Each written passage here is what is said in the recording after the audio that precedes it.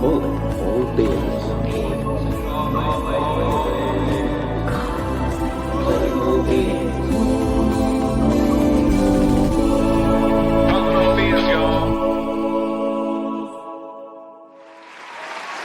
Can I get a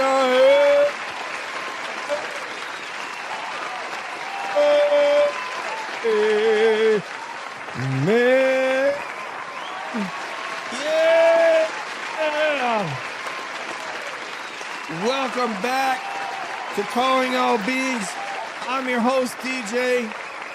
And I'm your co-host, Boston Bia. Give me another amen. Yeah. We're going to get into it. Tonight, we're going to bash up some McAlberts. We're going to talk about, we're going to talk a little bit about Corrie Hopkins filing for the Sidebars. We're going to talk a little bit about an AKR person, which I think will be really pretty funny. We're going to talk about Mike's cousin, Colleen Crawford. So, Crawford. Colleen Crawford, and you probably got some things that you wants to talk about, right? Yeah, I'm just here for the blood pressure check, right? No, you got more to do. Because I need more. All right, so I'm more than a nurse. Got yeah. it. All right, so we have Jules here, Lulu Bell. How are you, Lulu Bell? Once again, thank you very much to you and Tim, and thanks for giving me an amen on the Dean College stuff. I'm trying to get, man, I really need to find the business card from the two Dean College officials with whom I have their business card so I can email them and find out what the hell's going on over at Dean. Are they able to feed students? What's happening? I would guess they could be cooking because there was a kitchen fire, I believe, at Dean College last night. Franklin Township's fire department saved the day. They came and they were able to, there was no injuries to anyone, staff, students, and they were able to localize and contain the fire to just one room. So, which was, I believe, was the kitchen. I talked to Terry Robbins. Terry may think that it's another, Terry may think that, thinks it might be another room below the kitchen. Hello, D-Mott. How are you? Welcome back. Get to the ducking point. We will. Hello from New York City. Woo! Yeah. I'm from Westchester County. If you don't know that, I'm a proud graduate of Hendrick Hudson High School near Peekskill in Montrose, New York. Oh, look who's there. The legend. Woo! The legendary. Go ahead, say it. Bia. Mike Crawford. But I think he just reposted the stream. That was it. I don't think he's in here. Mike Crawford. I love it. I love it. I love it. And who's here? Look who else is here. Heather Honey. Hi, Hey, y'all. Bama just ended. Oh, my God. Who did Bama play? Because they're in the college football playoffs, Heather. Let us know who they played because I don't remember. I know my team won, but I don't think they're in the playoffs. So let me know who beat Bama. That's crazy. I'm sure you guys are ready to ship that coach back to the successor to Nick Saban. Y'all are ready to ship him back to Washington State. Hello, Tim. Thank you, Tim. That was so nice of you guys, man. You guys are so dope, man. Thank you. Oklahoma. Wow. I'm surprised. Do they still have, is Lincoln Riley, the coach, still there? Or did he move on to like UCLA or something? Let me know who the Oklahoma coach is, Heather. I'm very surprised that Oklahoma beat Alabama. All right. Standing Stones is here. UFO experiencer, multi-tool player here. All right. Let me get it. Like, should we start with the Julie Carpenter, or you want to start with Mike's cousin, Colleen Crawford? Huh? No, do your thing. Do your thing. I'm here for it. I love it. I'm here for it. Oh, I didn't sound like a 90-year-old grandma. I'm here for it. I'm here for it. All right. I love it. What a great accent you have. Who would have thought this Cuban girl is more Boston than half the people who were born in Boston? I've also been here for 40 years. For- Thank you very much. So there's that. Yeah. So there's that. Yeah. Okay, here's the new share screen stuff. They're making a lot of improvements to StreamYard, so I imagine there must be some competitors out there. Okay, so actually it's not Julie Carpenter, right? Who is this post? Is this it here? I think this is it. Can you guys see Mama Llama? Yes, Yeah, no, not the maybe same so. as Julie Carpenter. Right, I was wrong. It's Mama Llama. Okay. I get some of these knuckleheads confused. All right, so this one's name is Mama Llama 43, which means she's younger than me. Congratulations to you. And so I'm going to read this and I'm going to respond. The members of the Free Karen Reed cult are a special breed. Leah here, still hoping that one day the witnesses will finally be questioned.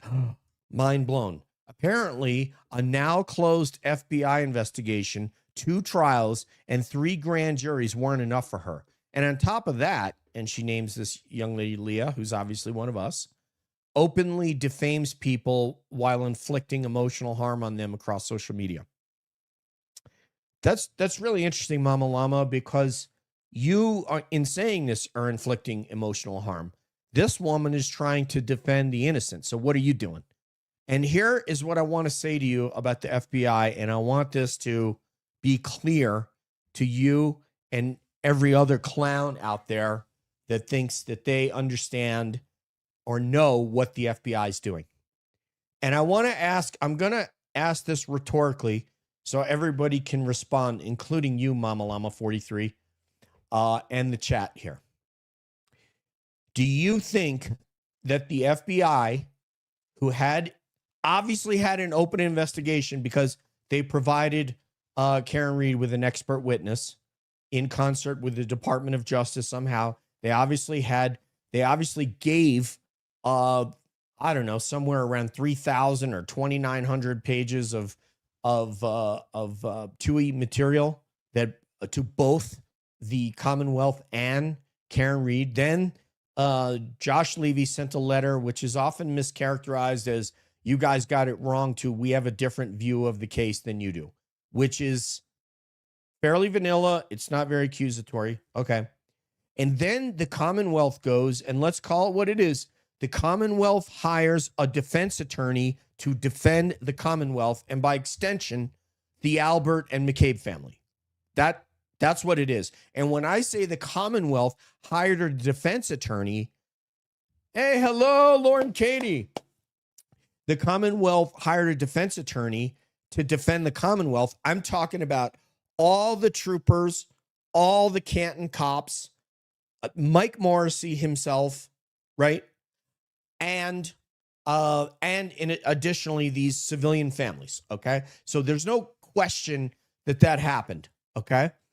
Do you think that they are going to reveal the nature of their investigation to the defense attorney for the Commonwealth? And if you think that those guys don't know that just as well as we all know that, you're kidding yourself, because they definitely know that, okay? So if that happened, why do you think they would reveal to Hank Brennan and to Helena Rafferty, a town cop, okay, a townie town cop, the nature and status of their investigation, which violates every tenet of OPSEC? And I am going to give you an example of when the FBI did reveal it, and I'm going to tell you the case because it's in a state that borders Massachusetts. Bia is aware of this case of Matt Yasman, but we're going to get to that in a second. So what makes you morons out there think that they're going to tell the town cop, which, by the way, there's no email that she shared. She just made up her own form letter that says, I was informed, the investigation's over. I am not here telling you that hey, Dennis, that the investigation is ongoing, because I don't know that. I have no idea what the status of any potential FBI investigation is. And guess what?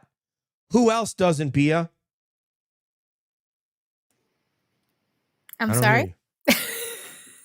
Sorry, I spaced out. Who else doesn't? Yeah. Thanks for hanging with me there. Sorry, I was responding to the chat. No, I know. Who else doesn't? Like the Commonwealth of Mass? Wrong road. No, nobody does. Oh, okay. Nobody knows the status of that. The federal investigation? If there's an federal investigation, I don't know that that's going on. No, and not for nothing, but let me just go on. I don't want to take from your rant. But okay, what other cases do you see that the FBI does a side-by-side investigation while you know what I mean, during a state case? And then they're going to go spending $500,000 to hire experts for what? What need would they have to do that? Yeah. Because the state should have handled the investigation properly. But now it's same thing with the Sandra Birchmore. The feds have had to come in and kind of clean this up for them or do a proper investigation. So what need would they have unless there was something not right? And they didn't announce their entrance into this, nor will they ever announce their departure. Exactly. And I'm going to give you an example of where they did do this, and I'm going to tell you what it was and why, and you're going to understand why they communicated directly with a person of interest in can I add? Sure. They would, Alan Jackson had been in contact with them, but they only notified Hank Brennan. Like, why wouldn't they notify all parties that, hey, we're done for now? No, they wouldn't notify anybody. Exactly. The answer is that they wouldn't notify Alan Jackson, nor would they notify Hank Brennan, because if they did that, you're putting it on the street what the FBI is doing and not doing, and they just don't do that. Right, and it was Helena Rafferty who started throwing that around. You know what I mean? That, the FBI, because she released that letter. So somehow she wrote a letter. That's what I mean. She released the letter. She wrote a letter. Right. She didn't release a letter from them. She wrote a letter. I meant from herself. Yeah. Go ahead. Okay, so here's another thing. When, Bia, did you become aware that the FBI had an open investigation against Matt Farwell? When they arrested him last September. And they released. Let's get a round of applause right there. Exactly right. When they arrested him was the first time you were aware. Right. And not for nothing.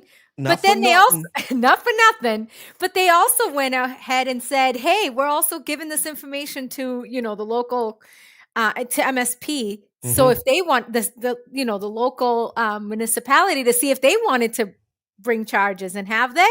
Nope. They're just taking a nap. They were very kind. They were very kind and generous with their commentary about the local officials, because the idea is not to trash the local officials, because if you do that, they're not going to want to work with you again. Oh, I think Valhalla Law's here. The official attorney of Calling All Beings, Valhalla Law, is here just for a little bit. Well, that's fine. Pour on the sangria, and you don't need to sit there and listen to this.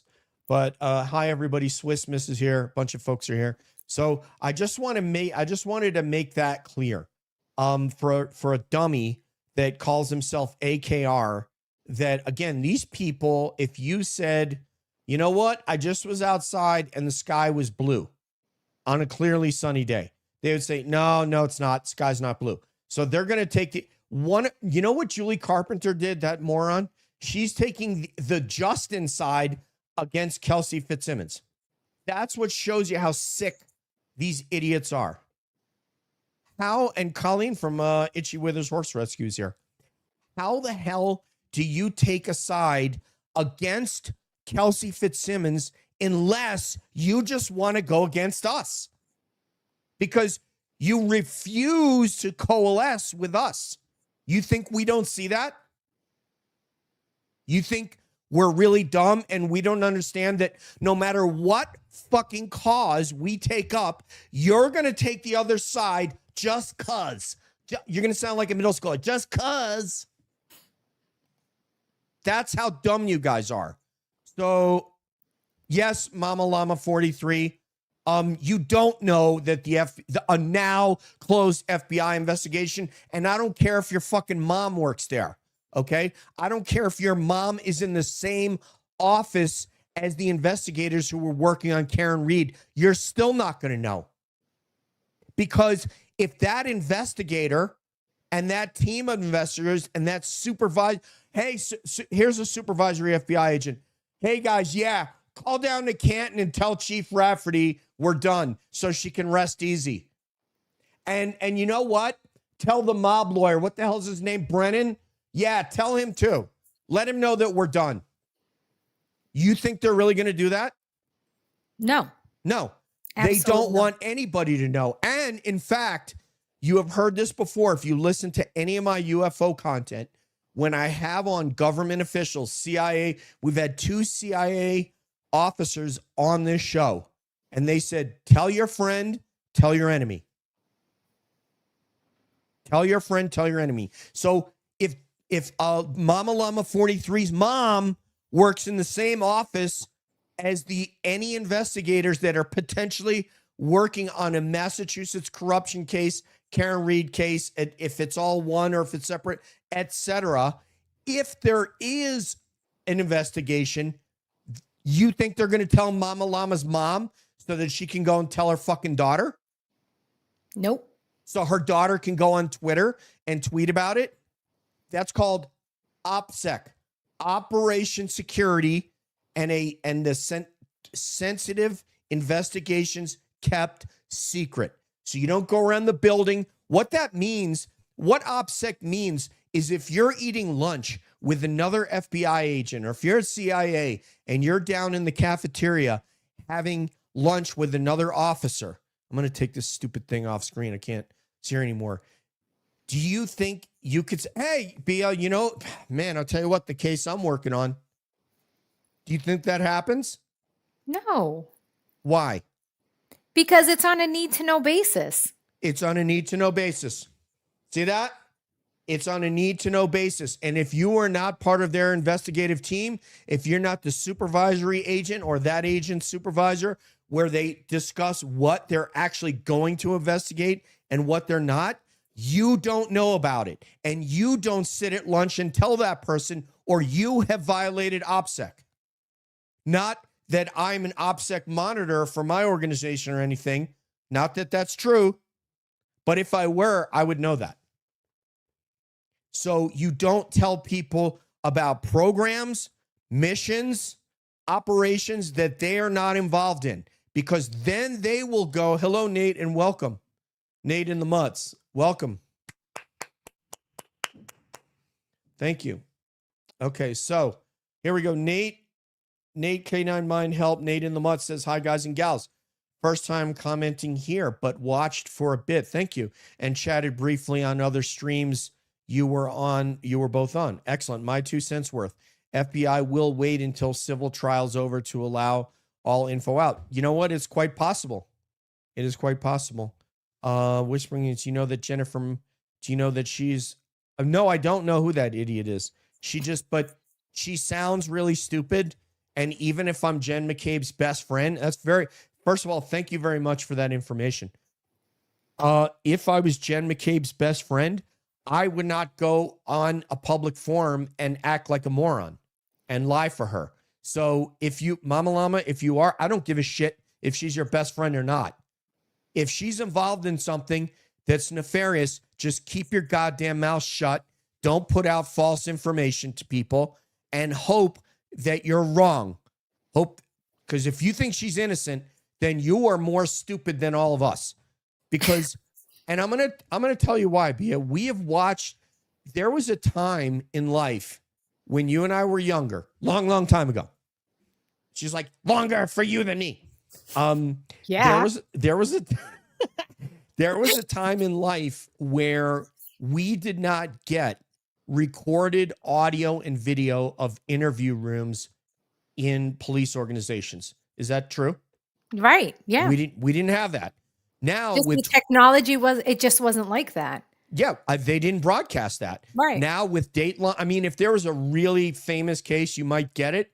But with Dateline and 2020 and these other channels, you can watch video of interrogations, and those officers walk you through every step of the investigation, how they came to this.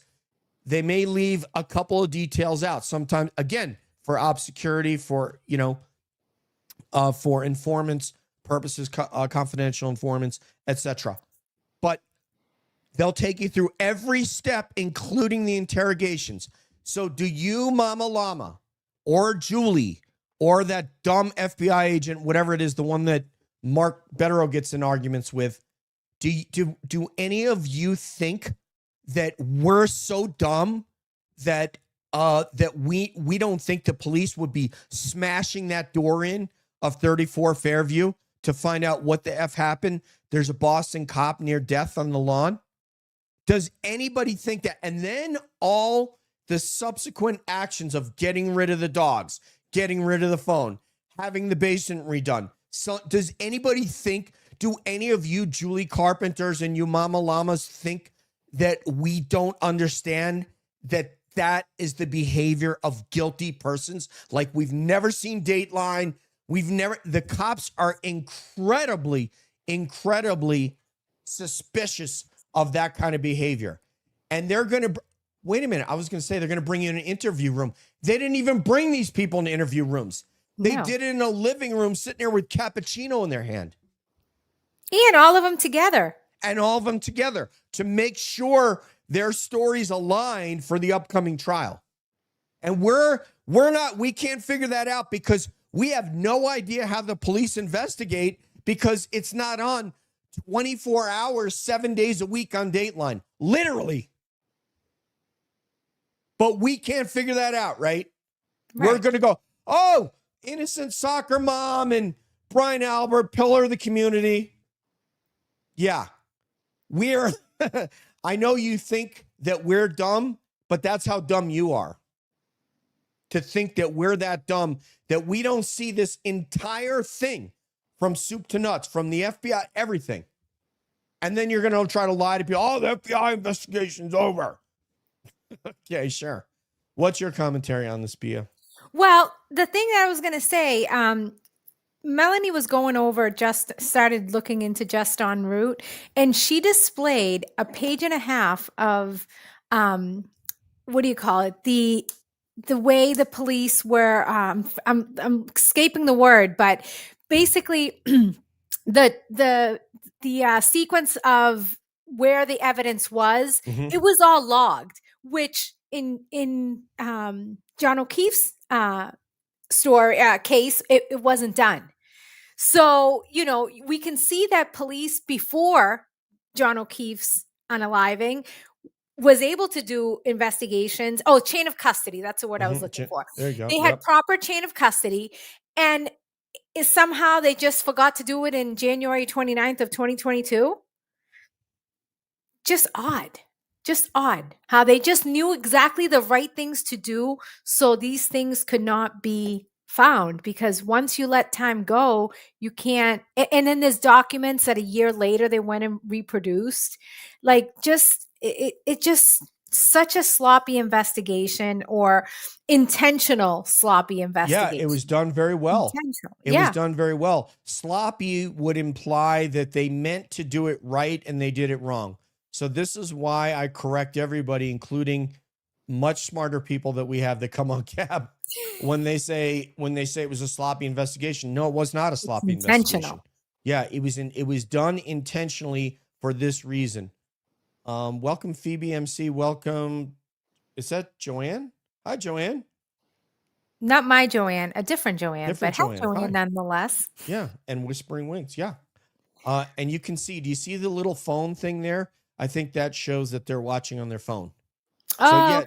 Tell us, Joanne and Whispering Winds, because StreamYard now has two different orientations, one for the computer and one for the phone. So I'm going to assume that Joanne and Whispering Winds are watching on their cell phone. Tell me if that's correct. And if it's not, just tell me to shut up. Oh, and Jay from Canton, what's up? Completely intentional. Jay. Yeah. So Jay, as it turns out, is from Canton. Yes. So anyway, yeah, we just wanted to take a shot at those guys, and then we'll go into. Do you want to go to Colleen Crawford? Go I'm for on my it. phone and TV. Go for it. I want you to rate Bia on her Boston accent. Give her a 1 through a 10 grade on on her accent. I love it. Hi, Nancy. Welcome back. So I can't see all chat. Weird. That is weird. And you're on your computer, right, Lulu? Are you on your computer, Lulubelle? I assume you are. So Joanne is watching on the TV but chatting on the phone, whispering wins at 10. There you go. There you go. That's smart. Okay. So, and yeah, I really hope Mama Llama watched. That would be great if I can just address her directly for just looking like a moron, basically. It's really stupid when you treat people like they're stupid, or you try to tell them something that is observably incorrect or false, then that makes us think that you think you're smarter than us, because you don't try to bullshit people generally that you think you're smarter than them. You try to bullshit that you think are a little bit less intellectually gifted than you are, or not as critical a thinker as you are. So, sorry, Mama Llama, if you are Jen's friend, honestly, I would just shut the hell up. She doesn't need you to defend her. You should just be quiet, because if something does happen and they show you evidence, you are going to look like a blithering, stupid idiot. And you don't want to do that. Yes, there is Monday night. That is correct. You can I'll be there. Yeah, you will see Boston Bia. All right. Let's go on. And never mind the fact that Karen's been acquitted. So so there's that. Yeah, let me go into my bookmarks and find. I think I have the Colleen. Oh, you know what? We could do this one from. This one is about the Boston police officer and the lying charge. So I don't know. Do you want to talk? Do you want to? Let me see if I can get this one up on the screen here. I'll put it on Chrome just for the hell of it, but we don't have to. I don't know if there's any audio associated with it. We got Colleen Crawford to get to. What was the other one we're going to get to? Were you going to touch on Proctor? What was it about Proctor? No, there was something else that I wanted to hit up. Was it Proctor? I think so. Let me see if I can find this. Lawsuit claims. Okay, this ad. I think there's an ad that I have to get through, and then I can get to this. Okay. All right. This ad will end. Okay. Let's see if we can. All right. Let's get that out of there. Now playing above. Here we go. All right. Okay. Let me share. Like Debbie Blair.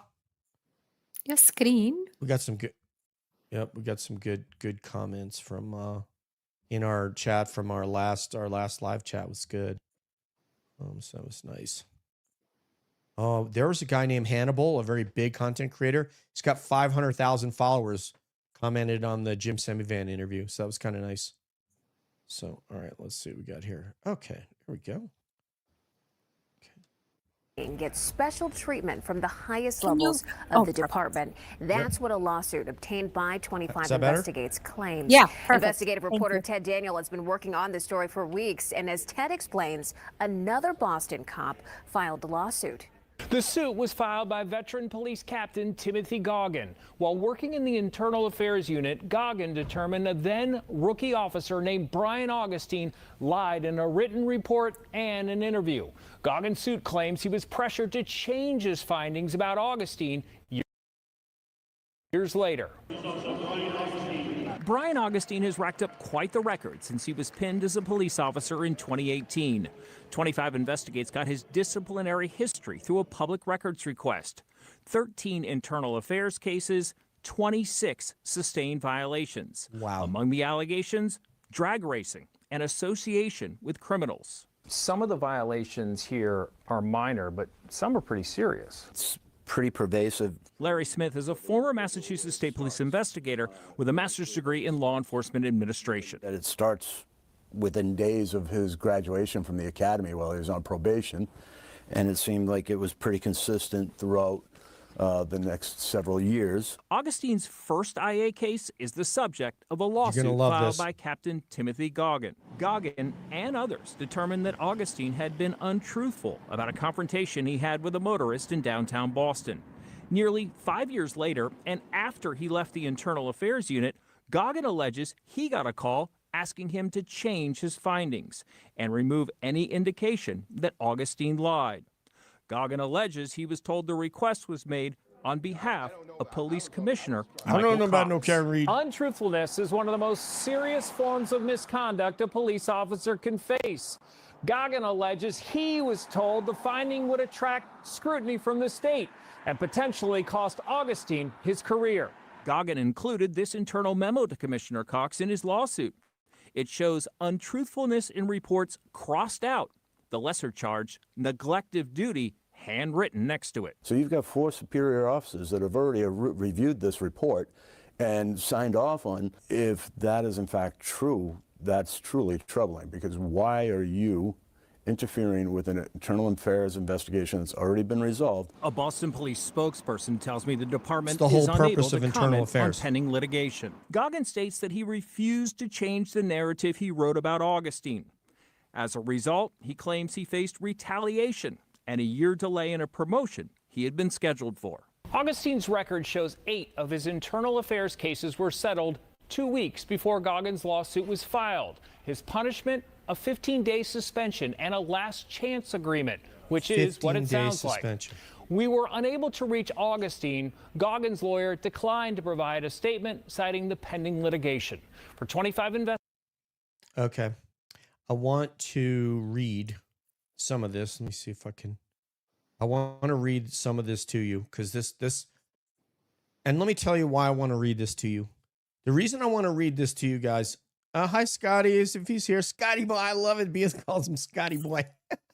The great Scott McGinnis. All right, this is what I want to read to you. That is the problem. Is the attitude. This is the problem. Okay. Captain Timothy Goggin, 34-year employee of BPD, filed this suit in Suffolk. I'm going to turn this down a little bit. In Suffolk Superior Court. He claims the directive came indirectly from Police Commissioner Michael Cox. Pull the F over. This is what I want to get to. Got to find this narrative here. This, if I can find it in these. There's so many ads on here, you can't even find what the damn story is. Oh, let me see. Is this it? Let me see if I can. Now I can't find it, but I'm gonna end up having to paraphrase just because I can't find where the actual story is that I read because of the because of all this stuff here. Let me see if I can. Okay, I'll just you reload it. No, I'm just going to explain it to you. Okay. This because this really gets at the heart of what the problem is we're facing. This guy, Officer Augustine, Brian Augustine, is on probation, which means he's in his first few months of duty. So he doesn't know he doesn't know his ass from a hole in the ground at this point. He's coming home from work in uniform in his civilian vehicle and gets angry at another motorist and says, "Pull the fuck over." He sits there, pulls somebody over, "Get out of the car. Let me see your license and insurance." And another officer came and said, "Dude, like, calm down. You need to step back. You're not on duty," kind of thing. And that was the first investigation that this guy had. I'll try and see if I can. Oh, is this it? Okay, here it is. I'm going to be able to read it to you guys. Forgive me, you're not going to see it. Goggin's complaint stems from an April 21st, 2018 incident when he was a detective in IA. Okay? IAD. He investigated a confrontation between then probationary officer Brian, with a Y, Brian Augustine, who was off duty but in uniform, and a motorist at the intersection of New Chardon and Merrimack Street in Boston. After the traffic incident, Augustine stopped his private vehicle, exited, and allegedly yelled at the other driver, "Pull the F over and get the F out of your car." According to his disciplinary history, they got it through public records requests that this is what happened. Augustine then prepared a police report that Goggins' team determined to be false. Okay? They lay blame for the incident on the other driver. Augustine's report claimed that he was in the middle lane, not the far left turn only lane. He was also misrepresented. He also misrepresented to a responding officer that the other driver had refused to produce his license and registration, which that person did. Goggins' final ID report recommended sustaining multiple charges, including department reports untruthfulness. Nearly 5 years later, after Goggin had been transferred out of IAD, Superintendent-in-Chief Philip Owens allegedly telephoned Goggin and said he was calling on behalf of Cox and requested that he change the finding of the department report's truthfulness to a lesser charge of neglect of duty, unreasonable judgment, and that the narrative remove any indication that Augustine lied during his IAD interview, which he did. So this guy is gonna sue them, or he is suing them. It says, according to the lawsuit, Owens stated finding untruthfulness would attract scrutiny from the Massachusetts Peace Officer Standards, the post commission that you're all very familiar with, and likely result in Augustine's termination, which he should. So there is the problem. The problem is that these guys go out on the street and think they can do anything they want. Just because you have a traffic issue with someone and you're not in, it doesn't mean you're going to get out and all of a sudden start screaming at the guy like you're on duty. Talk to me, Bia. Well, there's checks and balances, and that's what IA is supposed to represent, right? And when you have an IA department doing an investigation and then they get a call from the top saying, hey, you need to change this, what happens to the checks and balances? This is, again, the entitlement and, these police officers being above the law, that they think they're invincible, that they don't have to, they should be scared of IA. You know what I mean? Instead, they are able to try to persuade a different outcome, which is not right. This is why this continues to breed this behavior, because the checks and balances are being put, are being challenged, or being told to change their opinions. Yeah. Yeah. That means that he doesn't. And here's the problem with you officers that are for this, that are fucking dummies. And I'm going to tell you why you're a dummy. You don't want someone to be part of your tribe, of your group, of your thing, that law enforcement officers who are either immoral, who don't follow the law, who routinely break the law, and who are just really dumb and do criminal acts. You want that person out of there so that you guys that are honest look better. That's what you're supposed to want. It's like me when I was flying with AFSOC. I don't want guys that suck at flying to come in to Air Force Special Ops and you go fly with that person and go, dude, you suck. Like, you're not safe in the airplane. Like, I don't want you going around wearing these patches that I wear saying that you're part of us, because you're either just haven't put the work in or you're just not any good. And that's the problem. That's what the problem is. Okay. And they don't learn because here's Cox mixed up in another scandal. Yeah. You know what I mean? Like, it's not like it wasn't bad enough that, your reply to that question, if he ever met with Kelly Dever,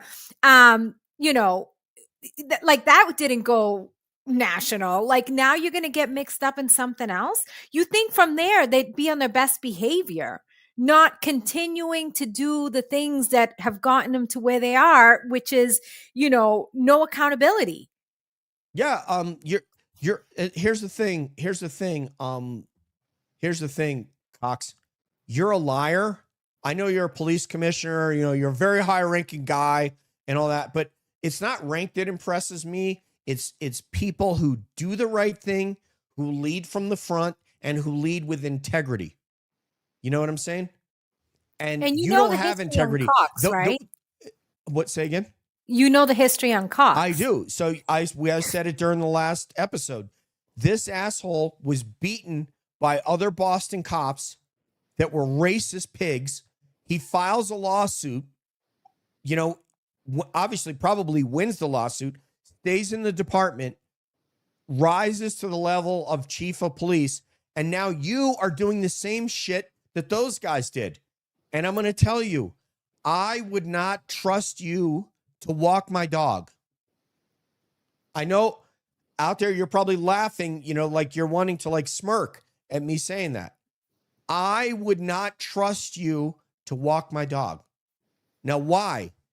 Because, and Bia will tell you, I take my place to a very high end. It's a chain of these, what would you call it? Dog daycare. It's the most professional dog daycare you'll ever see in your life. They will even make food for they feed all the dogs lunch. They have a professional kitchen to make food for the dogs. Like, that's how pro this place is. When my dog had an altercation there, they called and told me that. Did they have to? I mean, they probably didn't have to. No, they could have just told you at the end of the day, but yeah. They don't have to tell me at all. There's not a mark on the dog. There's not a mark on the dog at all. So I would have never known that she had an altercation. They called and gave me a full narrative and took responsibility that their dog coaches did not do what they should have done given the situation. I would not let Michael Cox walk my dog because I know if something happened, he would fucking lie to me. And these people, so the people that work at Dogtopia in Colorado Springs have a higher level of integrity than the Boston police commissioner. Think about that. Think about that. The local girls working, it's like an all-female staff there, working at Dogtopia have a higher level of professionalism and integrity than the chief law enforcement officer for the city of Boston that oversees 3,000 cops. Right. That's because the there's problem. rules and there's guidelines and they're meant to be followed, right? Yes. Like, and doing the right thing even when nobody's looking. exactly. Did you talk to this? You're so stupid, Cox, because you could have just said, do you know this officer, Dever? Yes. Did you talk to her before speaking of the Karen Reed trial? Yes. What did you say to her? Apparently she alleges you told her to do the right thing. Why did you say that? I just wanted her to testify truthfully. Well, isn't she supposed to do that? Yes, I just wanted to impress upon her. It's a high-profile case, and I wanted her to testify truthfully. But this dumbass says, no, I never met her. Well, we FOIA'd it and found out you did. And he also had the option of saying no comment, but he chose to speak on it and then make it a lie, right? Well, no comment makes it look like he's hiding something. Right. Instead, he did the worst thing and lied. I guess you're right. I guess he could have said no comment. He could have said no I'm comment. something. I have no comments. And he could have left it at that, but then he also had to add, and what he added were lies. I've never met this person. I don't know who Karen Reed is. I don't know about Karen Reed. What are you talking about? He was an officer in your department, dummy. Even though you weren't in charge. All right, let's see what Scott McGinnis says. Any department's internal affairs is too close to their own top powers. They only root out rogue standouts, never expose their very own department's systemic corruption or leadership on the take. I mean, Scott knows. Scott was in law enforcement. So Scott was a corrections officer, among other things. So he knows a lot. I'd say he's probably right. I mean, I think what we're seeing is the rule rather than the exception. You know, I told you about the case in, the case in Colorado Springs.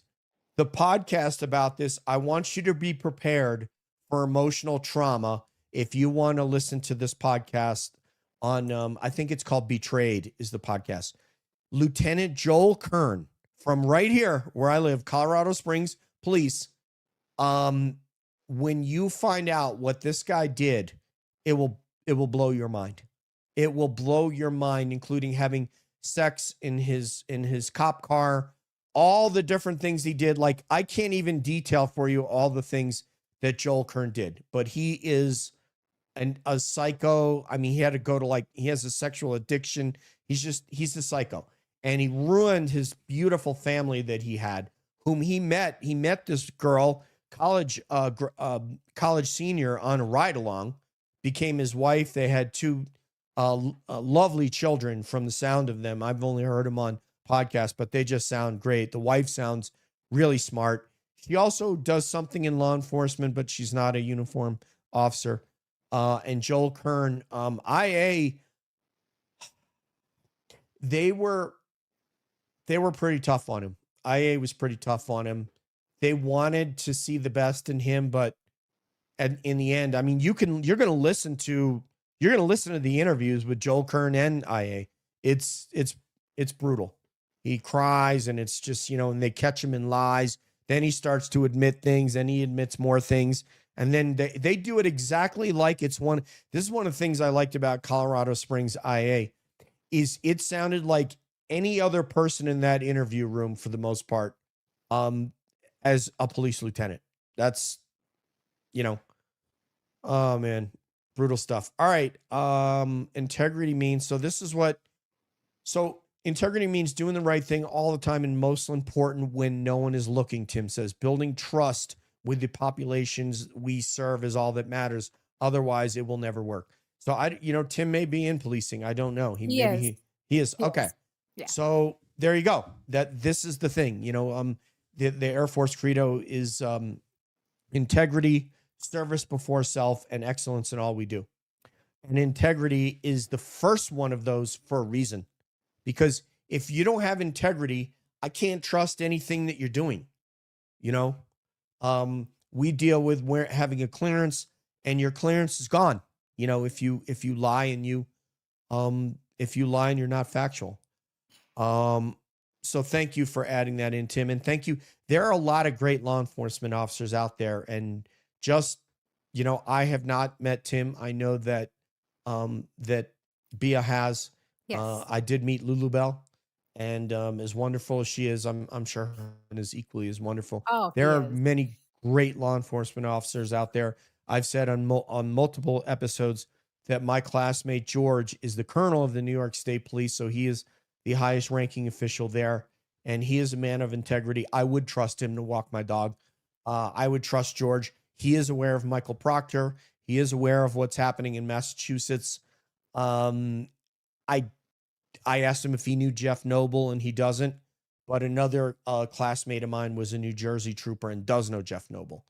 So, and also to add, what we just listened to with Augustine, this is somebody who's fresh out of the academy, who, if anything, should be coming out on the straight and narrow. Like, you know what I mean? Like they should be. Oh, you're talking about Brian Augustine. Now. Augustine, yeah. Thank you. Yep. Yeah. So what I'm saying is that this is somebody who just became a police officer, that they just went through training. What kind of training are they receiving that they can come out this entitled already? Not like it took years to build to kind of get, acclimated. He just came out like this. Yeah. Like, what exactly. is that telling you about the training that they're receiving before they're put out on the streets?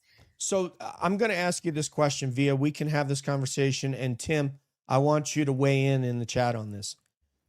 You and I had this conversation regarding the Mass State Troopers, and when we saw their behavior, and I'm not talking about the entire cadre. I'm talking about Proctor, Tully, and Bukaki and so forth.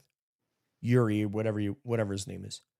And I said, do you think that these guys came in because they really wanted to help people?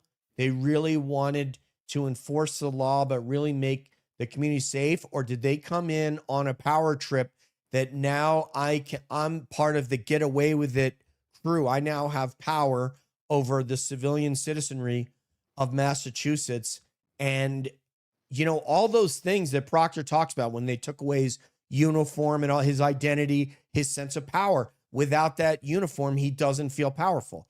And the thing is when I went to the police academy, when I was accepted into a police academy, I told them, I really want to help the community.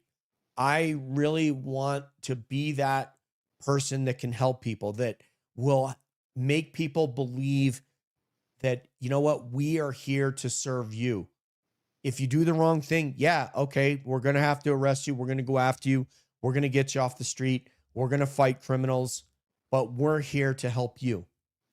And obviously, do you think, hi, Jen, do you think that they're, what you just said about Brian Augustine, do you think that is kind of probably why Yuri and guys like Tully and Proctor, do you think that's why they came into the service, came into policing? I think potentially they had good intentions, but somewhere along the lines, they had to look the other way one too many times that this became the norm. I mean, just looking at the group chats, the text messages, how the way they spoke to each other, the way that they're talking about defendants, it just seems like an acceptable culture that they're in.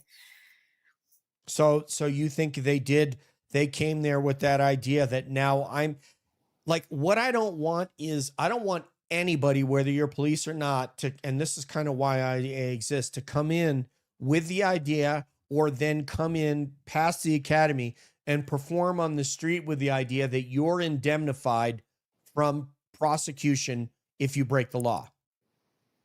That's what I don't want. Here's what Tim says. I've encountered many large police departments that staff their internal affairs units with the newest supervisors with the least amount of seniority because. So let me know, because he's saying here, no other senior supervisors apply for the positions. The practice breeds terrible investigations.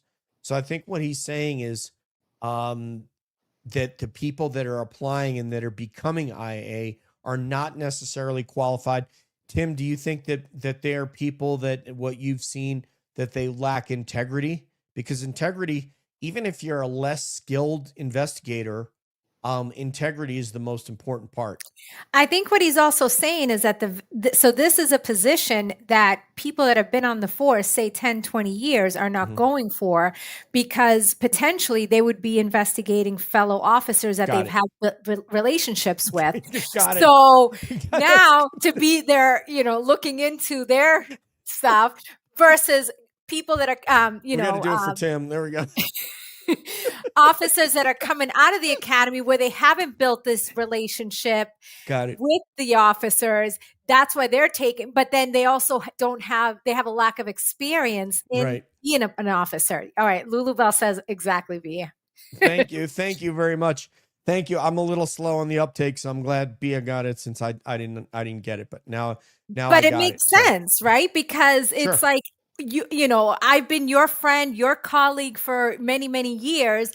I may look the other way or not, let a few things slide. And that's not what IA is there for. They're there for checks and balances. Yeah. I think this happened too in the 7-5. I think I showed you that one about, I'm trying to think of his name now. Tim might know. I think he's like one of the dirtiest cops in history I think he was a member of the 7-5. In Manhattan or the Bronx. And then there was the other one called the Dirty 30. And I mean, this guy sat there right up in front of a commission. They go, have you ever assisted drug dealers and protected them? Yes. Have you sold drugs? Yes. Have you done X? And he had like a 12-year career. And this guy had a reign of terror on unlawfulness right on Bia. They need proper training and experience, along with a passion to keep integrity in the profession. Yeah, that is the most important thing, because a guy like Tim that has integrity, the thing he probably despises the most, and I'm speaking for you, Tim, but you can correct me in the chat if I'm wrong. The thing that a guy like Tim would despise the most is a Proctor, a Tully, a Buchanan, a Michael Cox, of people that just they're their normal mode of operation is lying. And Tim is a slow texter. Lulu blows him away. Okay, that's fine. You know, IA is totally independent. You know what? That's a really good thing. So like the Inspector General, in government, we have the Inspector General, the IG, and that individual will, is out. If they're on a base, like the base I'm at, the base commander has no authority over them whatsoever. Their authority, it goes up to like the Pentagon. So yeah, they can come and investigate anything on the base, and they don't have to worry about their performance report. There you go. So if you lie in this profession, you're dead to it. So there you go. So I get where Tim's coming from. He doesn't have to make direct attribution to anyone. I think your comment speaks for itself. Defense Diaries does a show about the dirtiest cop in Chicago. I don't recall his name. Yeah, I'm going to Google something while Bia talks about this, and go ahead and give your commentary, Bia. Yeah, I mean, it's just, and the thing is that like we're focused on Massachusetts right now, and we know that this is happening everywhere. Like, you know, there's a lot that goes on, and you know, like Scott mentioned earlier, like Jen Root's always saying, you know, they can't investigate themselves. Yes. And just what happened with her brother, where they're investigating fellow police officers, same thing along the lines that we're talking about with this IA, that they're investigating their friends, and nothing's independent. And that's where the issue lies, because Justin Root, that was clear. They cleared that within 30 days. And they all got to meet and talk about it and discuss it before they were formally interviewed. So it's just, you know, they just have different rules, and they're investigating their friends. Yeah, and that's the thing. Yeah, you definitely don't want that. You just have to not want people in your profession. I think that's what Tim was alluding to. So there you go. There's the officers right there. The movie, you can find it on Amazon, is called The 7-5. I don't know if it was Manhattan or the Bronx, or the Bowery where this was, but Michael Dowd, who is right here with a mustache, the dirtiest cop of all time, I think, at least in New York he is. I can't say of all time, because there's been many in many different states who've done many different things. I have another podcast I'm listening to now by M. William Phelps that talks about one in, where did I say that was? I believe it's in Texas, right? Did I say it? Yeah. It's in Weatherford, Texas. Right. Okay. So, and here's another one I'll give you. It's called The Dirty 30. Let me see that. The Dirty 30. The Dirty 30. NYPD. And here's another one. William Casey uncovered the Dirty 30 right there. I don't know if you guys can see that up on the screen. Not yet. You haven't shared. Okay. Let me share a different screen. Yeah. So this is from my home state, because this is not a Massachusetts problem. It's just, as you said earlier, this is in the New York Times. William Casey uncovered the police corruption, is dead at 78. And this was the Dirty 30, which was, I'm sure this one was in the Bronx. It was nuts what was going on. And they had a lot of trouble with IA. There you go, betraying the badge, the Dirty 30. They had a lot of trouble with IA, you know, as they said, you know, getting them to investigate themselves. Let's go on to Colleen Crawford. All right, you ready for that one? Sure. I'm that? here for it. I'm here for it. All right. And then we're going to go to Judge Bev. Hi, Cheryl. Cheryl with an S is here. Hi, Cheryl. How are you? The blue line can be blurred. Can be blurred, mate. Is this it? Well, make sure I get the right one. No, not that one. StreamYard. Oh, here it is. Okay, got it. There we go. Can you see that? Hello? Mom? Yes, I can see home? it. I'm Okay. home. All I right. was typing, so, you know, I didn't want you to hear me typing. All right. What is Kenan is saying? In Oz, we had a cop. I don't know where Oz is, but okay. Oh, are you overseas? Where are you? In OZ.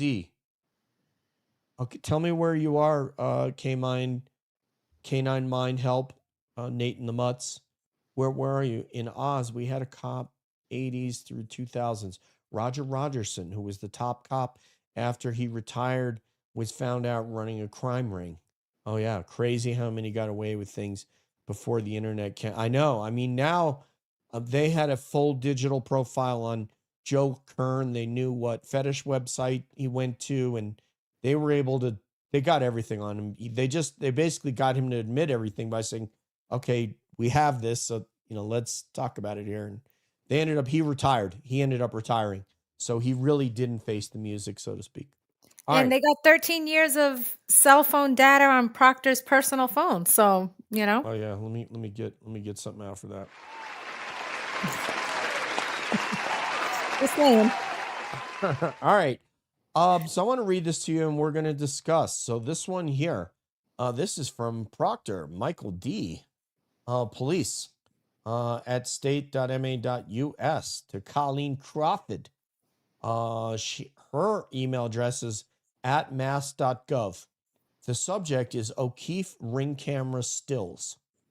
The date of this communication is 16 August 2023. So we're 8 months after John O'Keefe was killed by someone inside 34 Fairview. Colleen says, when you have a chance, can you take some still frames of this video, particularly when Karen Reed is traveling out of the driveway? The right broken taillight is visible. The video's under O'Keefe folder, ring camera garage.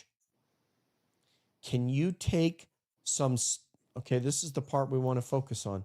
Can you take some still frames out of this video? Take it away, Bia. Well, I'm assuming those are some of the still frames that were, presented at trial, right? Because they wanted to try to, implicate Karen.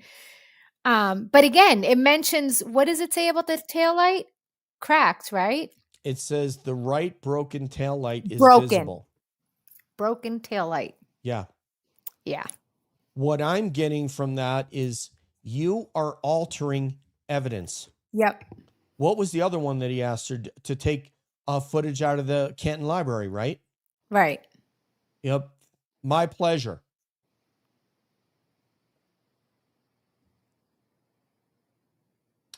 Are you guys familiar with the Constitution? Are you familiar with the Sixth Amendment? Are you familiar with, what is that? What are those two cases that they're always the information? It's one of them is versus U.S. and the other one is versus Maryland. Yeah. What is the name of that statute that basically states that you will give over all evidence to that person's defense? Let me ask you something, Crawford or Proctor. Do you want to be sitting in the defense chair one day and have where your defense attorney is not able to get all of the evidence that's against you that could help you, that could be exculpatory in nature because some police officer decided that you shouldn't see it? Because here's my problem with this. You shouldn't be taking anything out of this video. You should be showing that video through so they can see everything, so they can stop. Don't take anything out of anything. And why did you remove minutes from the Canton Library video? Why did you ask her to do that? My pleasure? What does that mean? Crawford, does that mean it's your pleasure to break the law? What does that mean? Bia? Yeah. I mean, and again, just the way that it's, oh, no problem. Sure, I'd love to. Because this is not the first time. This isn't why, no questioning of why. Just, okay, just continue to be, and Tim says Brady versus Maryland was what you were looking for. Thank you, Brady. There's, what's the other one? There's one versus US, and I can't remember what the other one is. It's Brady versus U.S. and Giglio Giglio. versus Maryland. Thank you Yeah. very much, Tim. Michael Dowd's. Michael Dowd is at the highest top 10. Yes, no doubt. No doubt. He is. And he well, I'm just going to say this about Michael Dowd, and we're going to get back to MA, but he was working with a Dominican gangster. Basically, he was providing cover. First, he was working with a guy who had a stereo shop, and then that guy was running some drugs through his car stereo shop. Then above him, and he was Dominican, above him was a guy who was the head of a Dominican gang. And if you saw him on screen, he's sitting back, he's got the hat on, and he's chilling and he's like, and he has kind of a New York, to me, like he sounds very New Yorican. And he's basically saying, I'm a gangster. And when I meet another gangster, I can look in your eyes and know if you're a gangster. And when I looked at Mike Dowd, he was a gangster. When I looked at his partner, Kenny, I was like, nah, man, he's a cop. But Dowd, he said, I knew he's a gangster. So there are certain people that just have this predilection that do not belong in law enforcement. So there's so much on his phone. Yeah, there is so much on his phone, Jen. I just can't wait to see what's on it. Getting back to where we were, we were talking about Colleen Crawford. You were saying this is not the first time they've done this. If Canton Library provides you a video that shows Karen Reed's fucking car, you don't take anything out of it, or you have just committed a crime. You are a criminal, Colleen Crawford, because you deprived Karen Reed with the ability to defend herself and let the jury decide if that taillight was smashed. He's from Australia. Awesome. G'day. He's saying Giglio versus U.S. So I had him backward. It's Brady versus Maryland and Giglio versus the United States. Thank you, Tim. He knows the law a hell of a lot better than I do. I love that you're resting on. Oh, totally, man. My next time I go to the I'm going to get a dog. I'm going to get 2 dogs at the pound. One, I'm just going to adopt one. And the other one, I'm going to go, give me the one that nobody will adopt. And that's the one that's going to come home with me. Australia, hope you're a big MotoGP fan, because I am. So that's what needs to understand here, Colleen. You are a fucking criminal, because if you altered in any way that video that was given to you by Canton of the library that would have showed her fucking car, then you're a criminal, along with Proctor. My pleasure. Is that what you get pleasure out of, denying a defendant their rights? Is that pleasurable to you? Is that where you get all hot and bothered and excited? Is that great?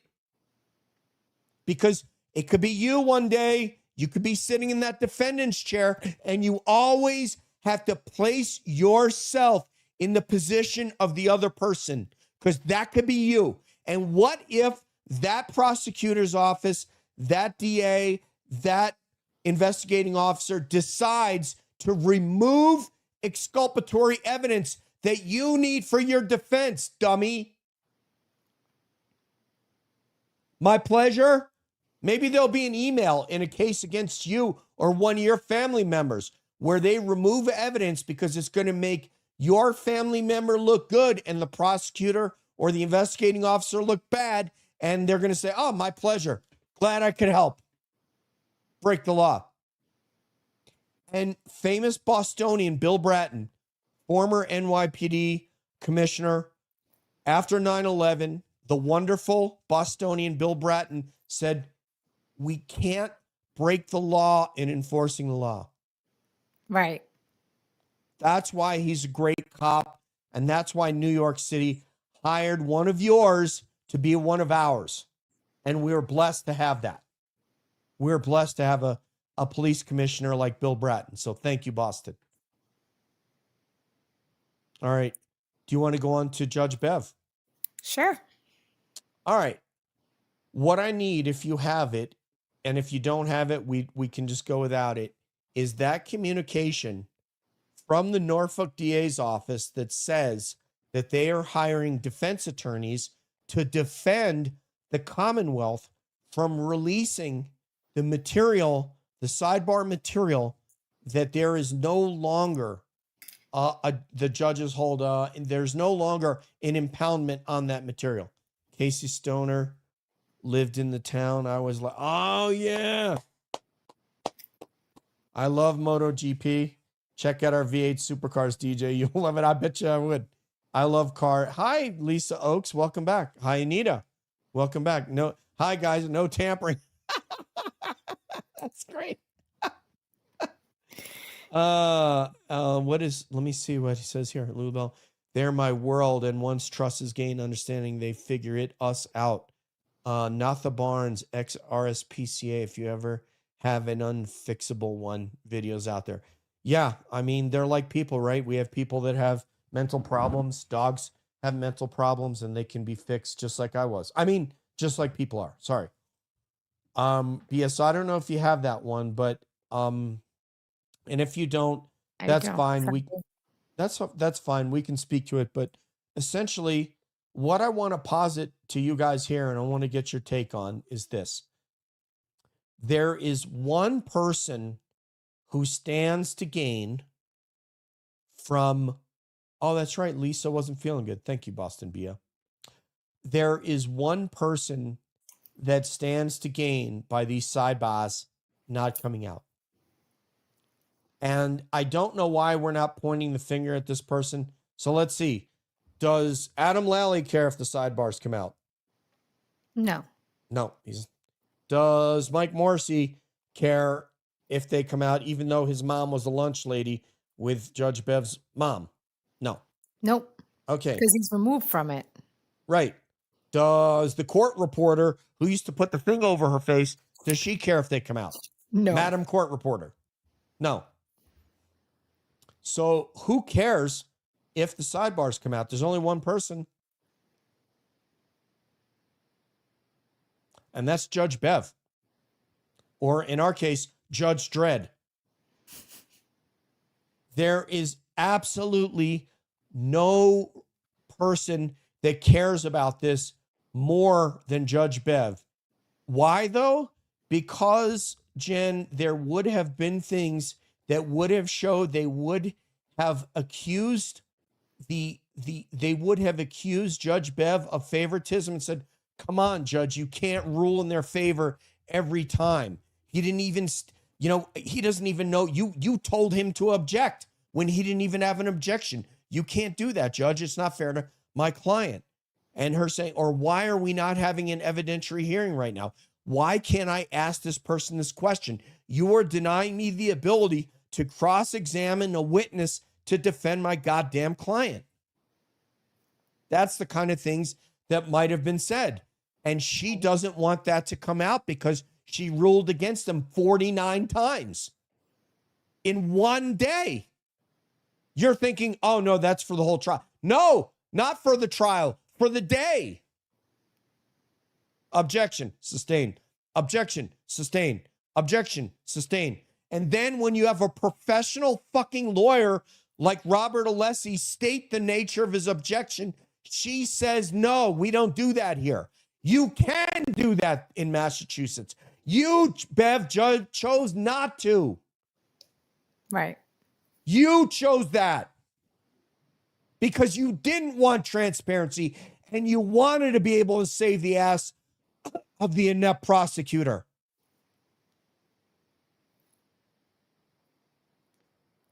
Yeah.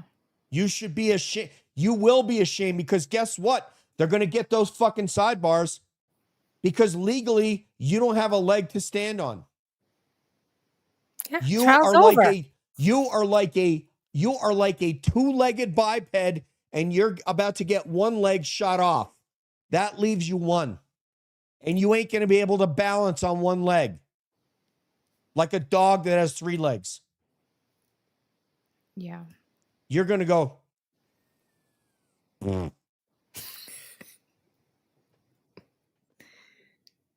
And you think we don't see that? She can go to the appellate level. The impoundment is over. She is not going to win that case. And now you, the taxpayer, are going to pay not 1, 2 defense attorneys to defend who from getting those sidebars. You're going to be defending a judge because nobody else in the Commonwealth cares. It's only her ass that's on the line. Am I wrong about any of this, Bia? Not at all. Not at all. I mean, I understand your outrage because it's wrong. It's wrong. I'm screaming so much I need a drink. Check my blood pressure. Yeah. Let me get the pulse oximeter. Yes. Yes. You guys are going to pay a defense attorney, 2 defense attorney to defend Judge Bev. And we got to call this what it is. Hank Brennan was not a prosecutor. He was never a prosecutor in this case. I don't know his history, and I don't give a shit what his history was before he defended criminal Whitey Bulger. And Whitey Bulger has a right to a defense also. He was a defense attorney for the Commonwealth and the Albert and McCabe families. Tell me that I'm wrong about this. Tell me how I'm wrong. Yeah, he came in saying it was gonna be a fair trial. He sits there and, oh, I don't have a problem with this, and then states his objection so that Bev will rule against without him formally saying, Yes. Yes. Not having evidentiary hearings. I mean, first of all, the judge should have recused herself. Oh. And if she didn't recuse herself the first time, she should have recused herself the second time. This is totally nuts. Now you have a defense attorney. Who are they defending from the sidebars? Why is this not part of the public record? Jen says, I think Hank got Whitey killed.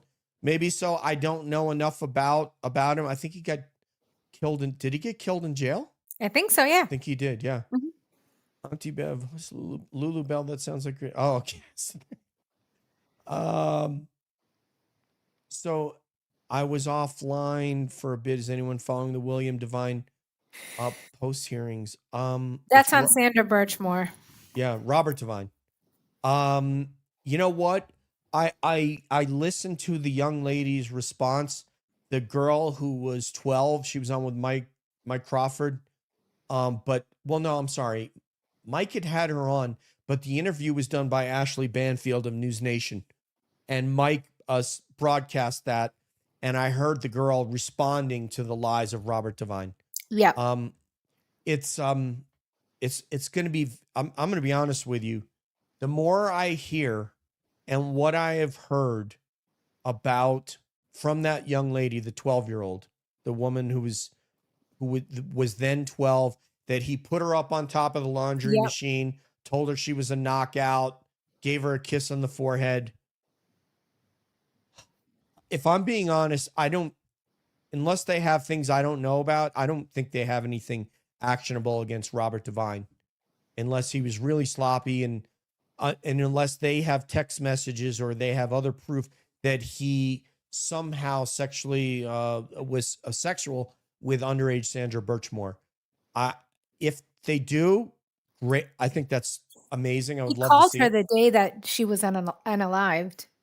Okay, but we don't know the nature of those messages. He's a lot smarter than these two idiots, these two brothers, and he may have not put anything salacious in those emails. Just calling her is not evidence of a crime. They have to find that there is communications between them. And again, you would have to be going back because she was 23. It would have been a decade earlier. So they would have had, I don't even know if she had a cell phone when she was 13. Right. So it would be very difficult. I don't know what they're going to have on Robert Devine. I don't know what they're going to have on Matt Farwell, but I think they would try to use Farwell and how they exculpated him to implicate others. That's the only thing, because I don't even know if they have any evidence that he slept with her when she was underage, other than letters and stuff, and or if she said that to him in an email. And is there a statute of limitations on that? I don't know. So that's all I can say about that. But for Judge Bev, Jen said he blamed Sander for being promiscuous, which is, and Jules said it's been suggested that Devine is the father of her child. Yes, I've heard that rumor too. Oh, this is really interesting. So Val says she believes the sidebars are about Fanning and jury tampering. That's right, because John Fanning was in charge of security for the jury, and that there was supposedly that planted juror, the guy who was the former police officer, and now he's a nurse. Is that right? Yes. Do I have that right? Yeah. Who was the jury foreman in the last last trial. So yeah. First trial, yeah. So yeah, and this is disgusting. It's been suggested. Yeah. This one here, I heard somebody else than Devine, but who knows? I mean, we don't know. We don't know. If that's the case, then he's in deep duty. So yeah. But yeah, the Judge Bev thing, there's no question in my mind that because this right here, even this right here, this would require somebody from the DA's office to say, we are going to hire attorneys so that these are not released, when legally they have to release them. So eventually they're going to release these sidebars. They're going to have to, because they'll just step it up and they'll go to the Supreme Judicial Court of Massachusetts if they need to. And they'll rule in their favor because they don't have a leg to stand on. They're going to get knocked right over. And again, appearances, and it just looks more suspicious if they like if we're eventually going to see them kicking the can down the road. What is that doing? It just looks more suspicious that they're fighting so hard to hold them for a long period of time. So again, just like this whole trial, like they knew they had everybody, they had eyes on them. They were, this was a public televised trial, like, and they just continue to double down and do everything. Like, it's just. Let me give you a corollary about townies, and townies are really interesting. And you're talking to a guy who comes from a small town. There's a couple powerful families in my town, and I've discussed this case with one of them. His name is Sean Blakely. The Blakely family was a big family in my town, probably in a lot of areas, I would say a feared family in my town, but they were not a moral criminal, and we didn't have town police like that. We had the state troopers there, and none of them were. But Sean himself is a retired police officer. So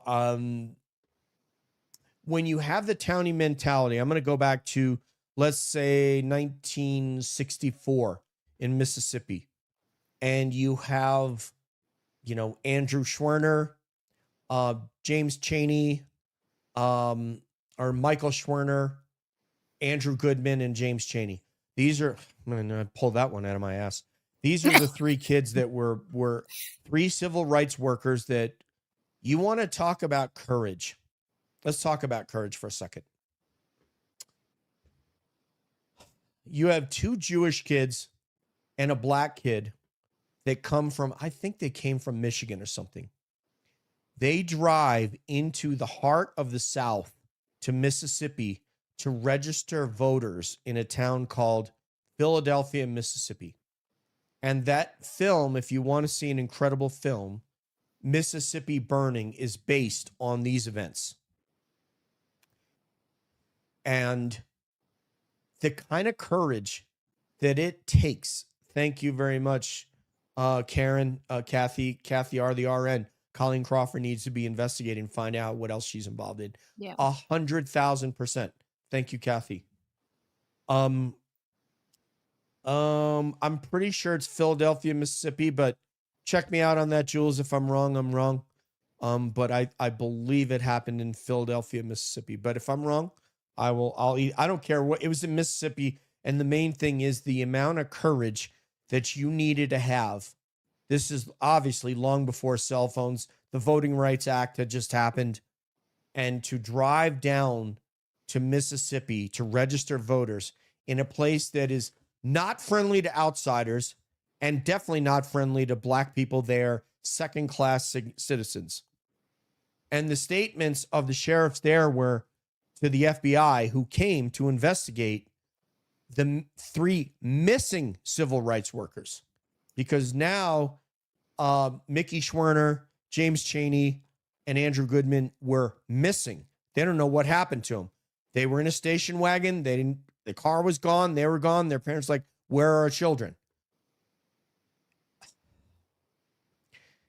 I mean, that kind of courage is, your life is very, very literally on the line. Very, very literally on the line. That is an extraordinary amount of courage to go and do that, knowing that you are not going to be welcome. There could be violence committed and you could lose your life. And they did. It turns out that they actually brought the United States Navy down there.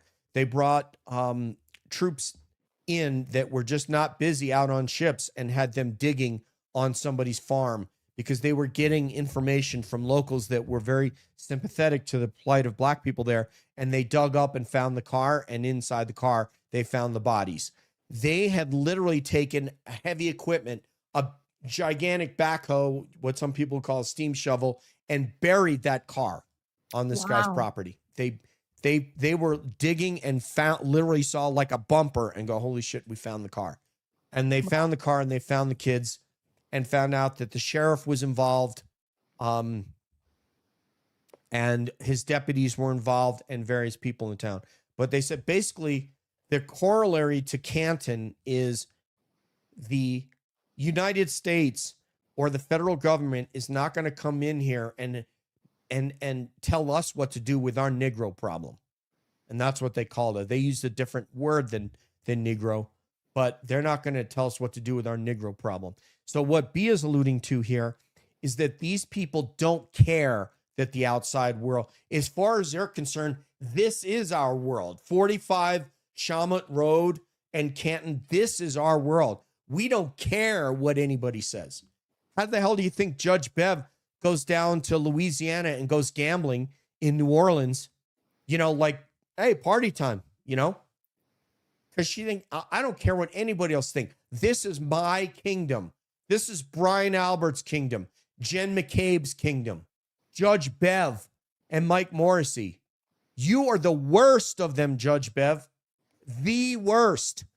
You're worse than Jennifer McCabe. You know why? Why, Bia? Because she was supposed to be the one that was impartial. She was the gatekeeper. Yeah. But instead, she had her marching orders. That's it. So, yeah, and the way I know this one, Jules, I've done some research on that case, Mississippi burning, and there's a very famous football player named Marcus Dupree. There was even an HBO documentary about Marcus Dupree, and he's from that town of Philadelphia, Mississippi. So, long story about that. But yes.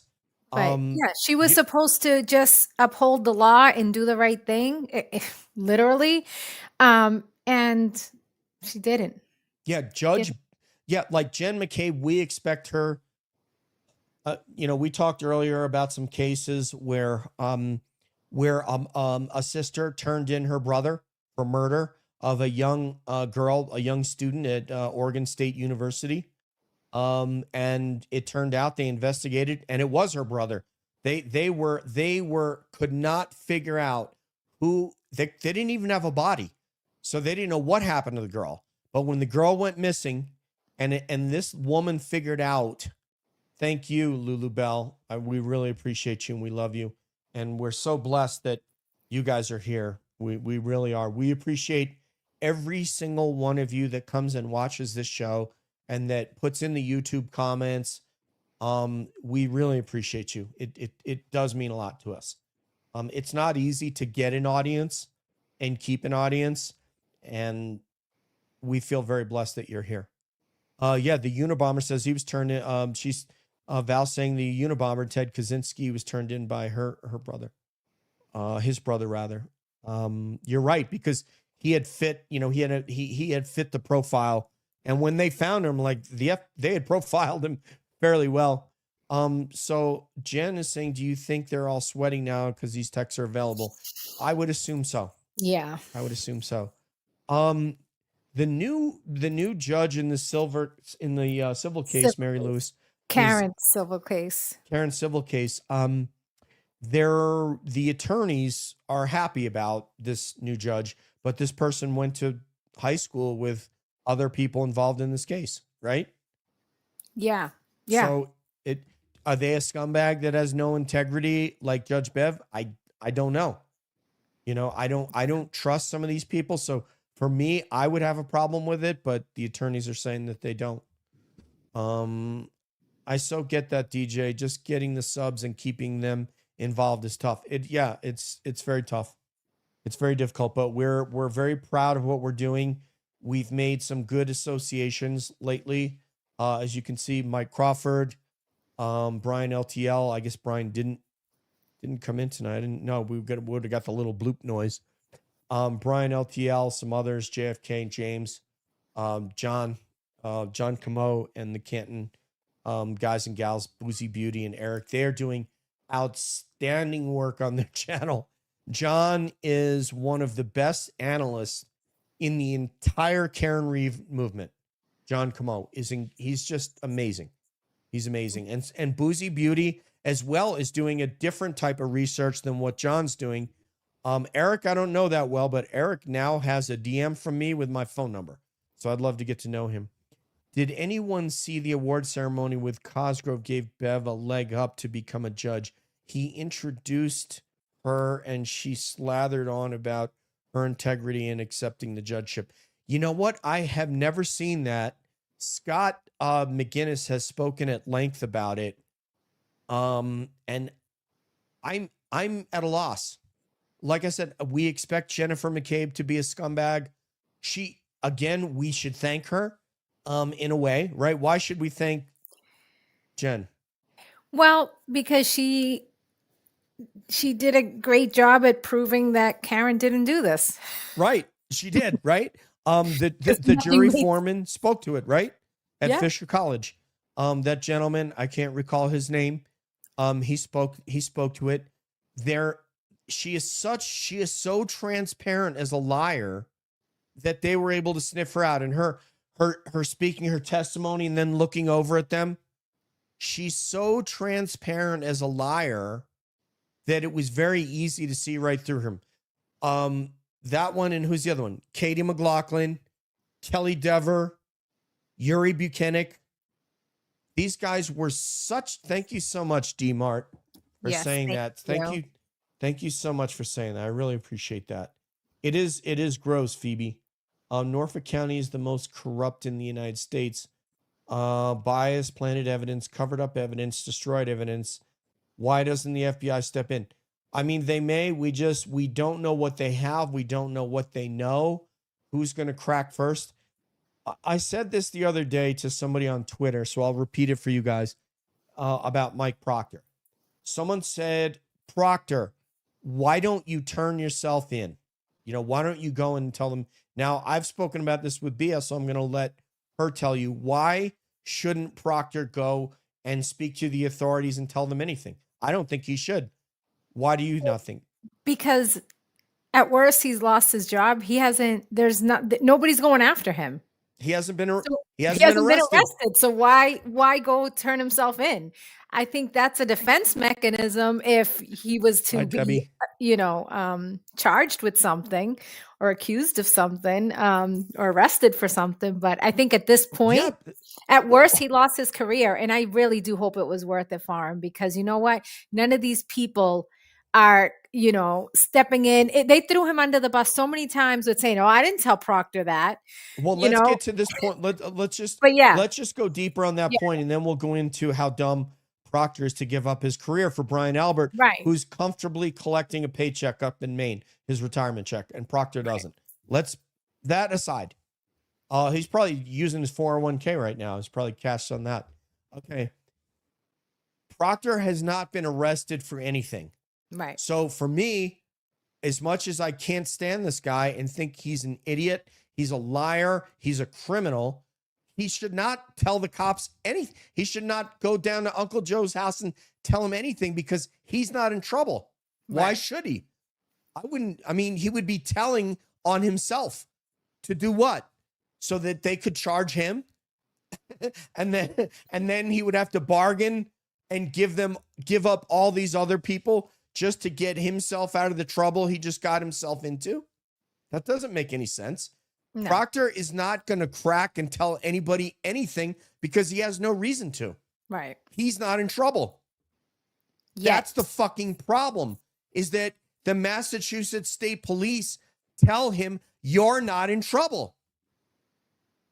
You're fired, but you're not in trouble. Investigation was good. So now you know why I think Jeff Noble is fucking full of shit and he's as bad as Jack Mon or anybody else? Because he didn't do shit. He should have his IA going like this and telling John Fanning and Brian Tully, bend over. I want to see inside your butt cheeks and see what you're hiding. That's why. Because it's not Proctor's just, you said it earlier, Bia. This is part of a system that and even Jeff Noble, he's not doing anything about it. He's not. He should have his officers going through all this material, all this investigative material and going, what's wrong here? So you think that Civil Service Commission was nothing? All they did was talk about fucking text messages. That's it. Right. So what's that? What is that? That's not criminal. Right. That's just conduct unbecoming an officer or state trooper. They should be investigating this entire thing, but they're not. So why should Proctor say anything? You're the problem, Jeff Noble. You're the problem. So deep because all these guys are still on duty. And there's no investigation into all of this where you could clean it up and shine up the Massachusetts State Police like the shining, beautiful thing that it really could be and should be, and that we want. We want to look at these troopers and go, man, you guys are the fucking best in Massachusetts. But you're not, because you won't even investigate these scumbags. Even after the FBI tells you there's a murderer that was exculpated. Is that our fault? The content creators? You're the problem, Jeff Noble, because you're not doing shit. You should be crawling up these guys' ass and have them explain every single move they made. Why didn't they go in Brian Albert's house? Why didn't they have people on scene immediately after that body was found and he died at the hospital? What was that, within the hour? Yeah. By 6:30? Is that our fault? The content creators? No. We're just the only ones still just outraged and still talking about it. Because even though Karen Reed was found innocent, John O'Keefe deserved better. He does. Yeah. You don't give a shit about John O'Keefe, right? He gets lost in this, not because of Karen Reed, but because nobody's out there looking for who killed him. And we just are sitting here praying. They know. Here's the bad part. They know that it's got to be one of like 3 or 4 people. But you don't say, oh, they drugged Brian. They had Brian Albert come down from Maine for an interview. How come that's not happening, Jeff? Why isn't there an interview with Brian Higgins in an interview room? Bring his fucking lawyer. I don't care. How come they're not in there? And then we're just sitting here hoping and praying for the FBI. Yeah. Oh, yeah, the FBI. Yeah, it's not a federal case. I know. They don't even have any evidence of who. They have no evidence of who did anything. Right. But they just know who didn't. Yeah. Aren't you suspicious? Aren't you suspicious why they got rid of their goddamn phones and how they knew the court order was coming? Does that bother you? You're the investigating agency. They got over on you. Do you care? Or you don't want Super Cop, Boston's finest?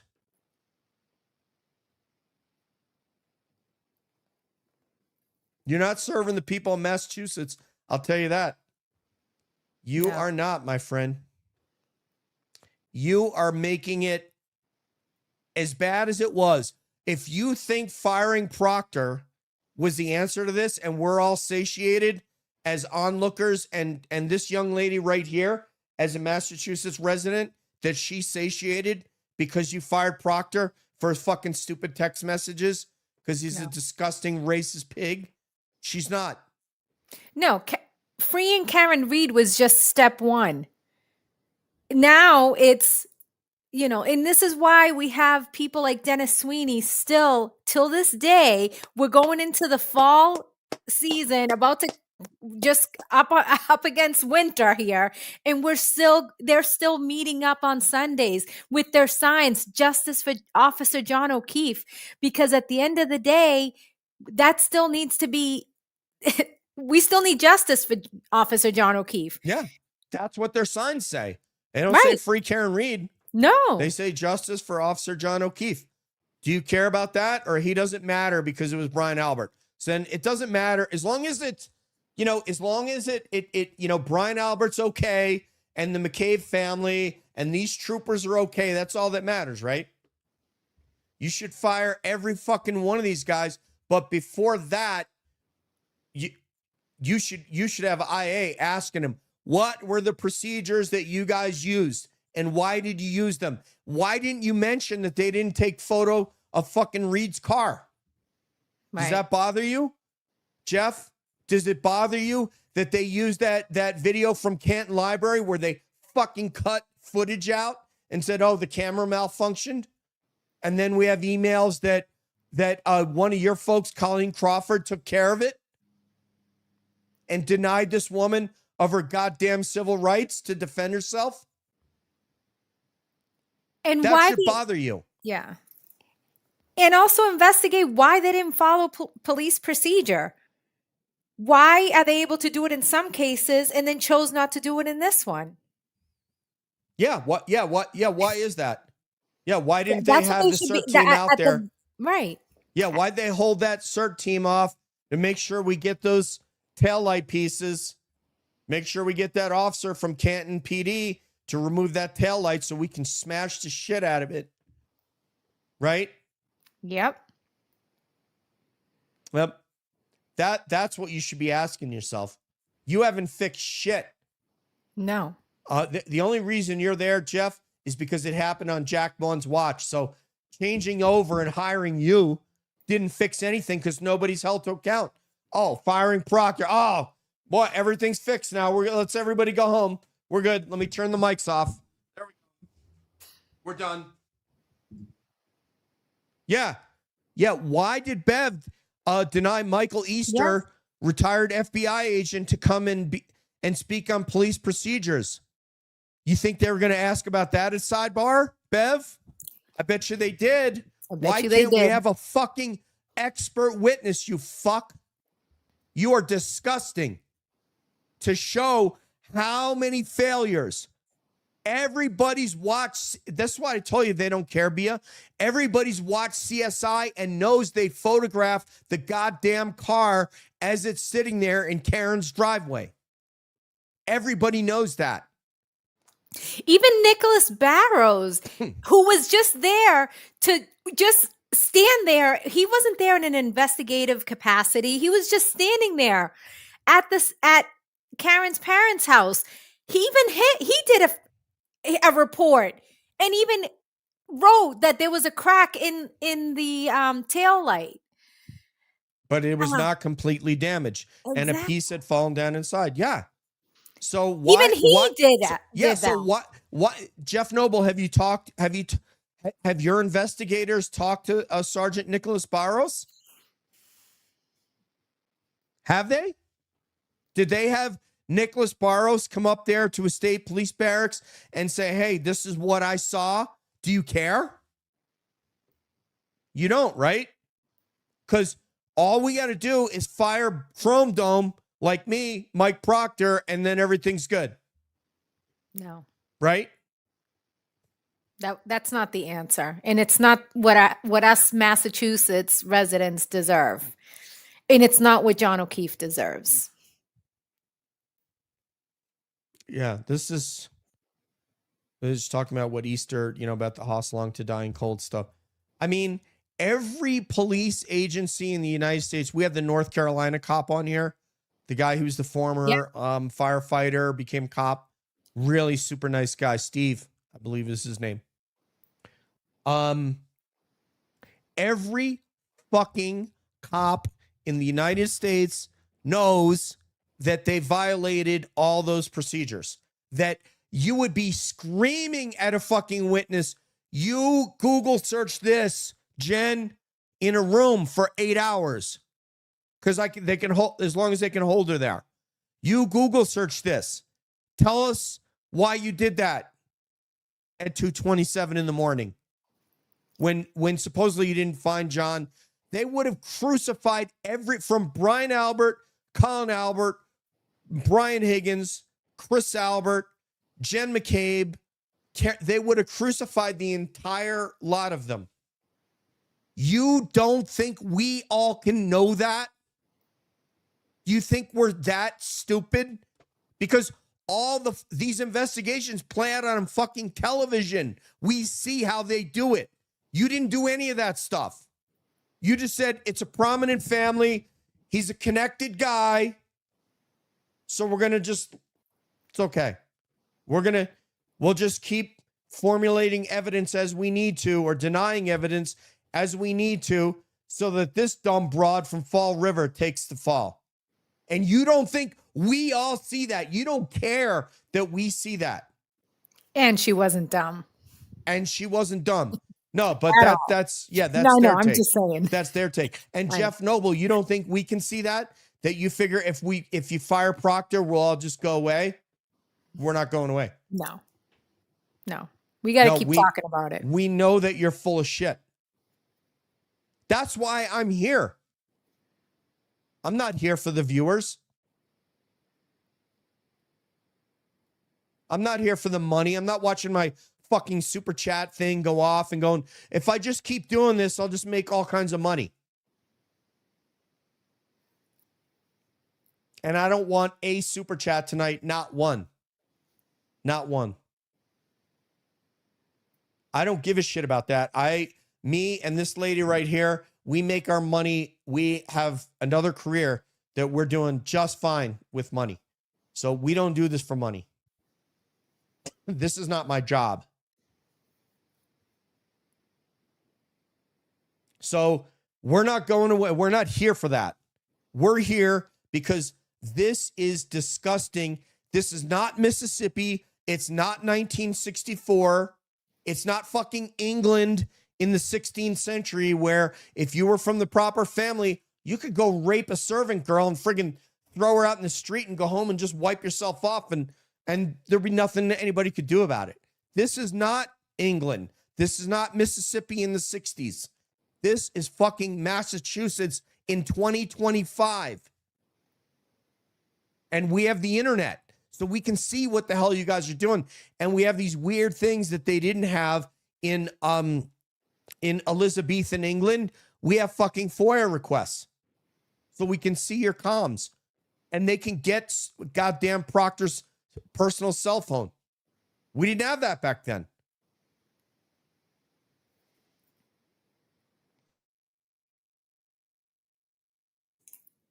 Good luck, guys, because nobody believes you, Jeff Noble. What's up, Diego? How's it going, brother? Nobody believes you, Jeff Noble, and you better figure out something else to do other than, well, we fired Proctor. That's not going to be enough. What if he's got racist shit about your cops? What if he's saying racist shit about other troopers? Is that okay too?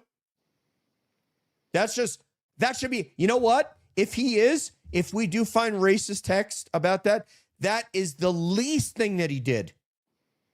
If he said, if there's a text that he said, I'd like to behead Karen Reed, anything he says in those texts is the least egregious. Bye, Cheryl. Make sure you don't turn the water too hot. It's bad for the pores. Anyway, if there are texts where he says anything about Jen McCabe, if any of this kind of stuff, anything about Karen Reed, any collusive things, it's the investigation and really the collusion. I'll accept a fucking gift from my wife from goddamn Chris Albert's stupid ass wife, Julie Albert. And we're going to give you a gift when this is all over. Dude, you're talking to an investigating police officer. Are you out of your mind? There's a cop that just died, and you're telling him you're going to give him a gift when this is all over within 24 hours? Where's your head? See, that is the imperial, royal, elitist fucking attitude. I cannot imagine this lady right here or me calling an investigating officer of a murder and saying, I'm going to get you a gift.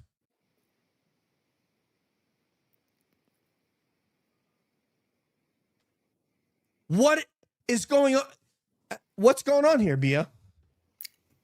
It's so crazy. Like, I think if this was a scripted movie, we'd say, no way, nobody would ever believe us. They'd say, nope,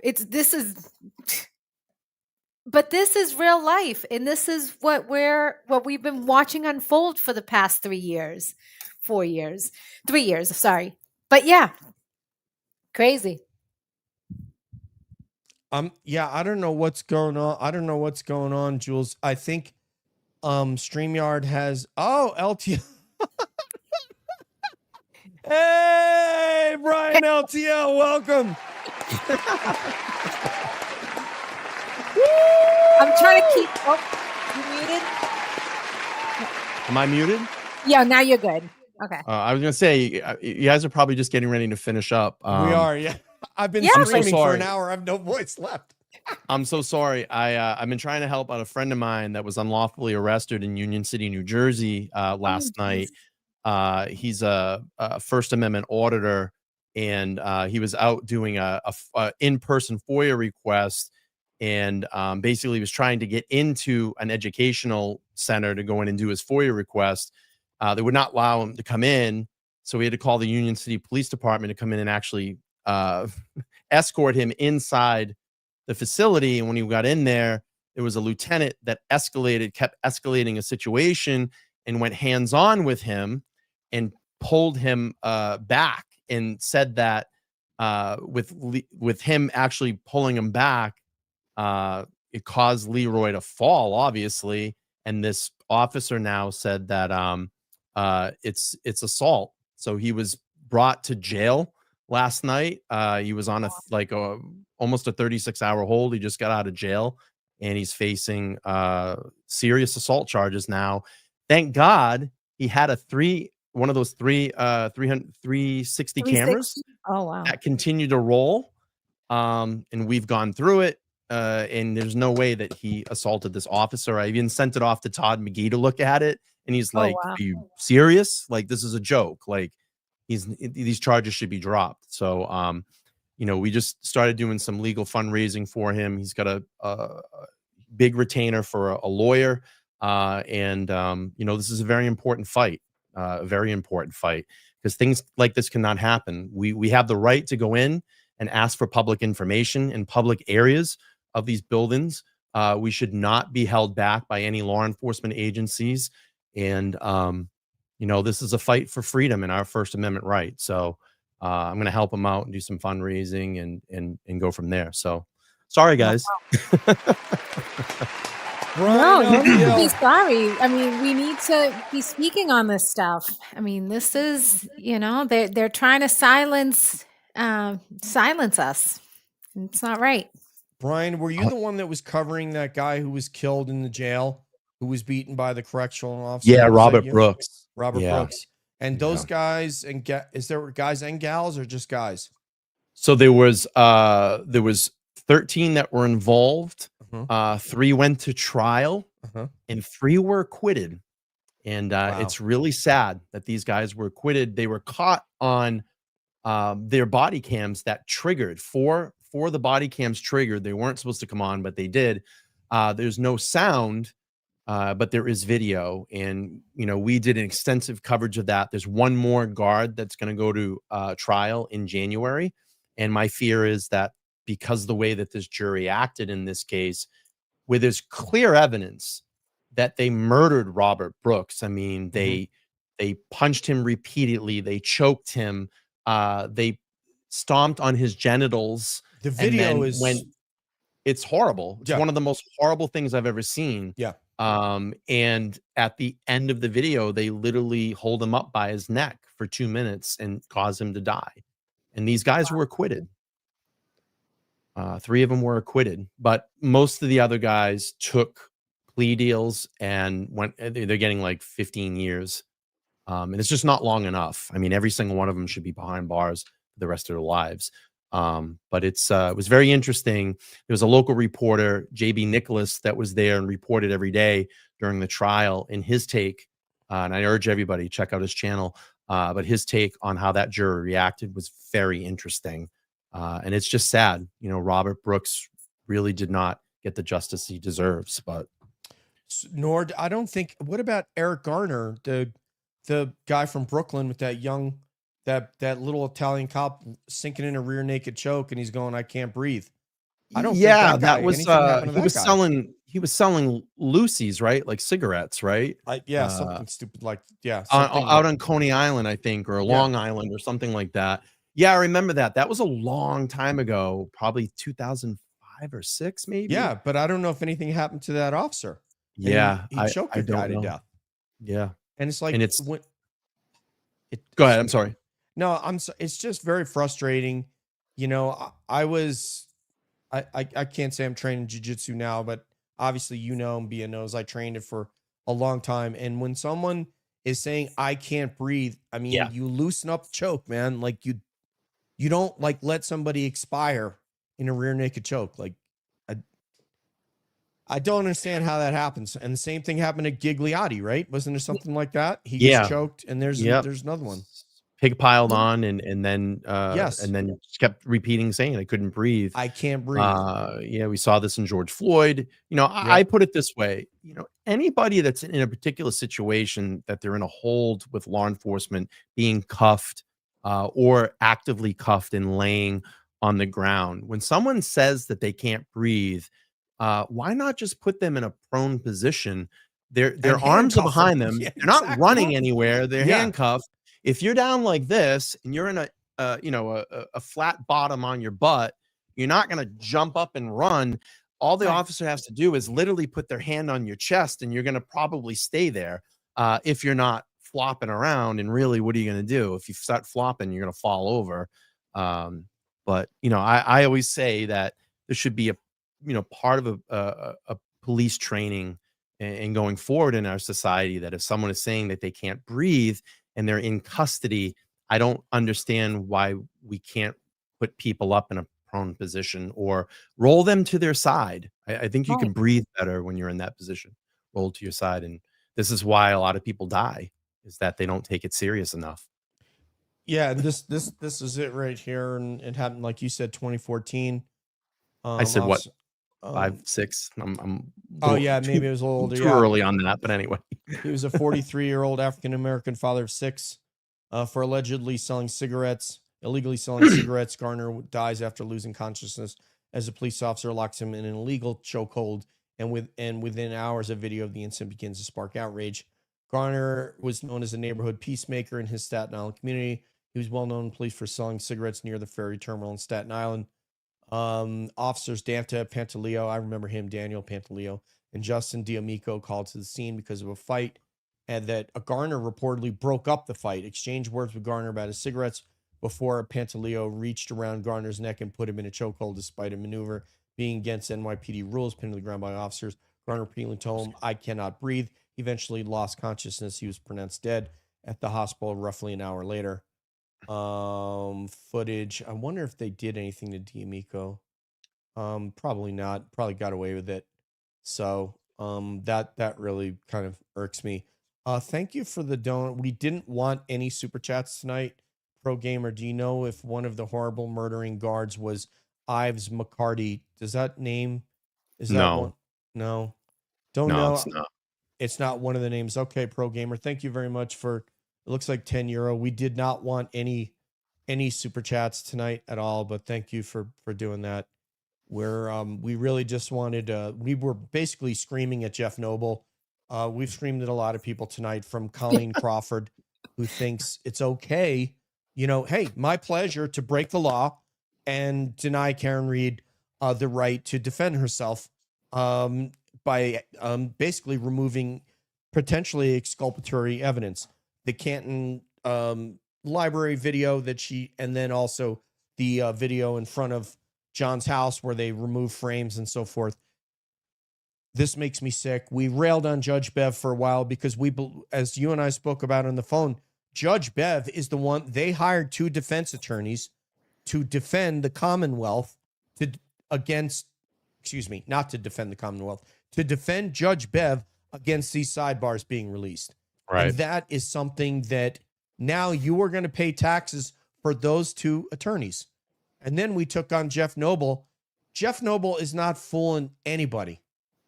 He has not done shit since they got rid of Jack Mon.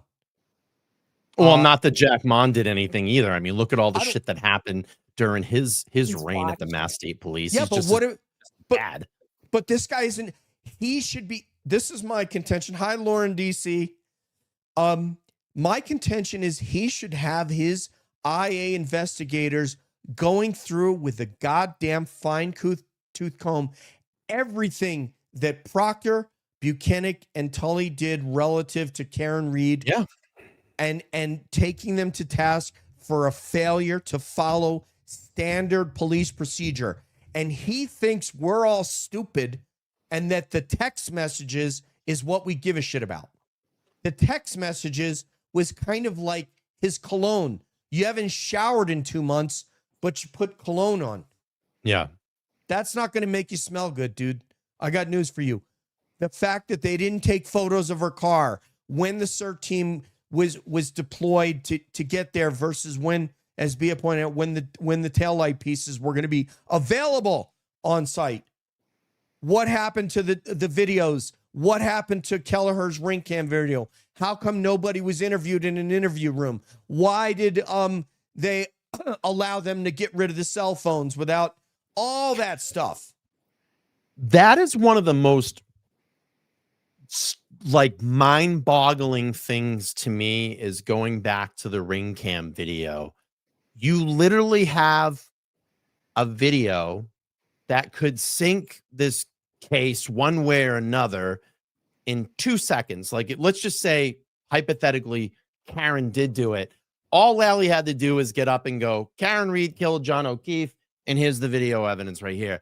But it goes to show the reason why this mysteriously disappeared is because we know why. It would show a couple of people from 34 Fairview allegedly dragging out and leaving John O'Keefe on the front lawn and going back inside the house.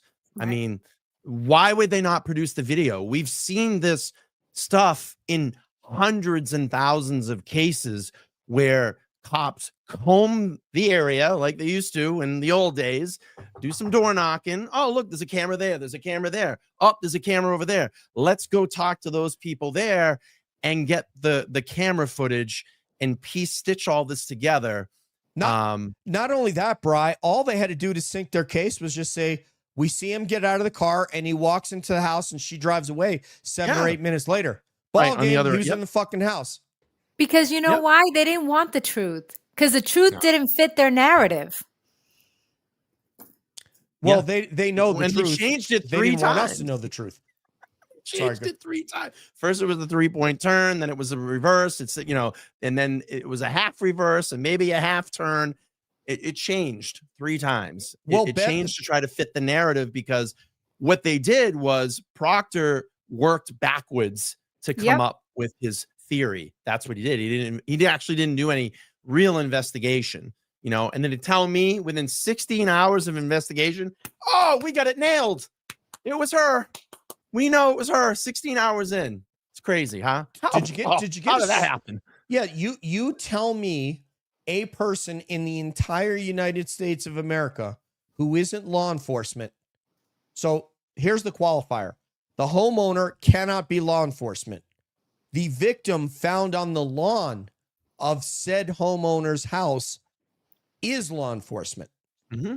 You name me a person out of 300 plus million people that would not have the police getting a search warrant and going in that house. And I'm going to say you're a liar. I'm going to let this out of the bag. And she already knows this. Okay. You know, I went to college in Massachusetts, and several of my teammates are law enforcement. Okay.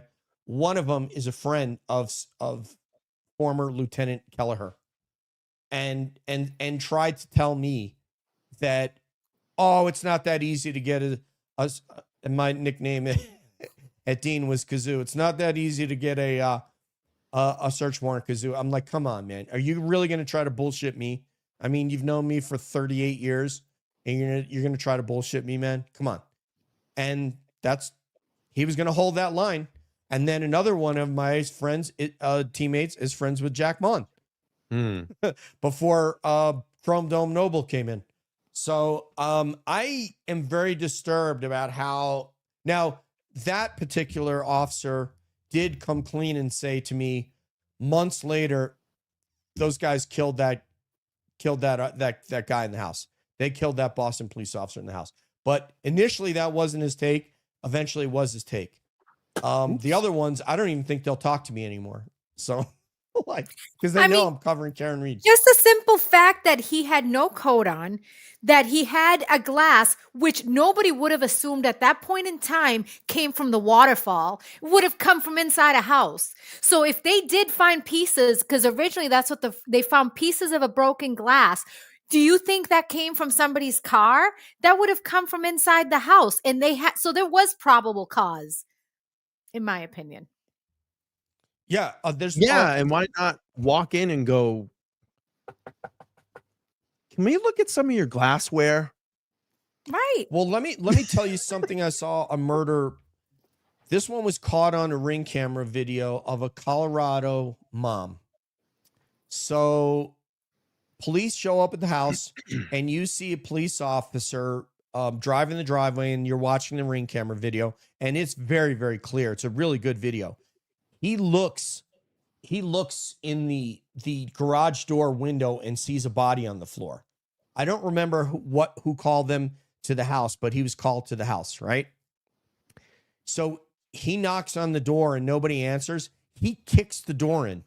He calls in and breaching the home, and he says a code. He's like, I'm going in because, you know, if you have reason to believe that they could just enter. And I don't remember what that's called. I don't think Tim is still in the chat anymore. We had a police officer in the chat. And he went in and he went in the garage and he found the woman dead. And it turned out after all this investigation that took them to Utah and back, of course, it was the husband that was involved in this. But the point of me bringing it up is they can enter the house even without a search warrant if they have a reason to believe that either someone's injured or there's some sort of probable cause. So we know they could have gone in the house. I don't care if you're a friend of mine, if we're best friends for 30 years and you're going to tell me they couldn't enter the house, I don't fucking believe you. I don't believe I you. just don't fucking believe that I don't care what your title is, the owner of the house. I don't fucking care who lives in the neighborhood. That is such a direct cause for alarm that there is someone that's dead dead or dying on a front lawn, and that you wouldn't turn to the house, which is the most natural progression in that investigation. The most natural progression in that investigation, to turn around and say, maybe we need to question these people inside the house. Let's start separating them and start individually talking to them and seeing what the fuck happened. I just don't, it doesn't add up with me. And that's something that hasn't always add up with me, but we know why, because it's the McAlberts and it's all of the connections. But any other law enforcement agency probably would have treated it that way. Not probably, definitely. Because they would have treated it like Nicholas Barros did. Yeah, I mean, it's like we went through this whole thing. I'm like, because we were making corollaries to how this was in England, that if you were if you were part of the royal court, if you were an earl and you were a landowner, any of these types of titles in England, you could basically do whatever you wanted. You could go rape somebody. You could do whatever you wanted because they, hey, she's lying. I didn't do anything to her. I mean, you had so much privilege in like Elizabethan England. And then we talked about how we talked about Mississippi. We talked about how the police are there, how the police basically, defended their own. They attack black people. They burn their homes. They burn the churches. We talked about the 3 civil rights workers and the whole 9 yards. And they look like, hey, we're not going to have no outsider come in our town tell us what to do. The FBI. I mean, that is what they sound like in Canton with a different accent. Yeah, and it's kind of like, and I've talked about this before, like if you know the story of the West Memphis 3, it was like, those 3 young boys end up dead on a muddy bog bank or a brook. And because, it must be those 3 guys because they wear heavy metal t-shirts and they're, they have long black hair and people speculate things about they're supposed to be Satanists. It has to be those guys. It's almost like they kind of did that to Karen Reed. Well, it's got to be Karen Reed because we know all these other people and they wouldn't have done that. They wouldn't have done that. So let's just pin it on her. I think it's worse than that. I think it's worse than that, Brian. I think they know those guys did it and it's okay. Accepted behavior. Well, I mean, if you're trying to construct the crime, first of all, if you have to take out and smash the taillight, then it's a lie. Yeah. If you're telling Colleen Crawford to remove video from when, then you're trying to produce evidence to the contrary. So they just didn't know. This kind of going back to Shannon McMahon when she was on Mike's show. It's concentric circles. We're starting out small, and what do we need to do to make this happen? All right, we got to tell this Canton police officer to remove the taillight. We got to make sure we don't photograph the car, because if we photograph the car and the taillight, then it's not going to look like she smashed into the guy. We got to get O'Keefe's car fixed. We got to make sure that the lieutenant across the street, that video's gone, don't have anything. And first of all, they never even asked him. I don't even believe that they asked him if he had any video. I think it was the defense that asked him.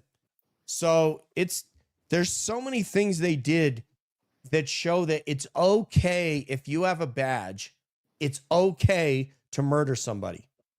That someone else should take the fall for that because they don't have a badge, so they're not important. Or how about this? And I just uncovered all of this. You look at Proctor's IA investigation. Mm-hmm. They knew that, the MSP knew that he was talking like that in those text messages, had said all those things about Karen, and then allowed him to go in and testify and not bring that guy to any disciplinary hearing until after the first trial. because they knew that he was going to be the fucking glue to their bogus case and send him in on the stand. And even though we might be able to get past and blind a jury with all this shit, but we need him to go in there and take this one for the team because it all rests on his shoulders because he's the lead investigator. How fucking crazy is that? Right. How crazy is that they allowed him to do that? Yeah, and if we just fire him, everybody will shut up and go away. And that is, and what I was screaming, and then the case is over for them. Right. Before you came on air, I was screaming at Jeff Noble, we're not going to go away. You have not fooled us. You should have an investigation into every detail of this case. But you know why they can't do it now, Brian? Because of what you just said. Because they didn't do it when they should have done it. So they can't do it now. Right. But he should.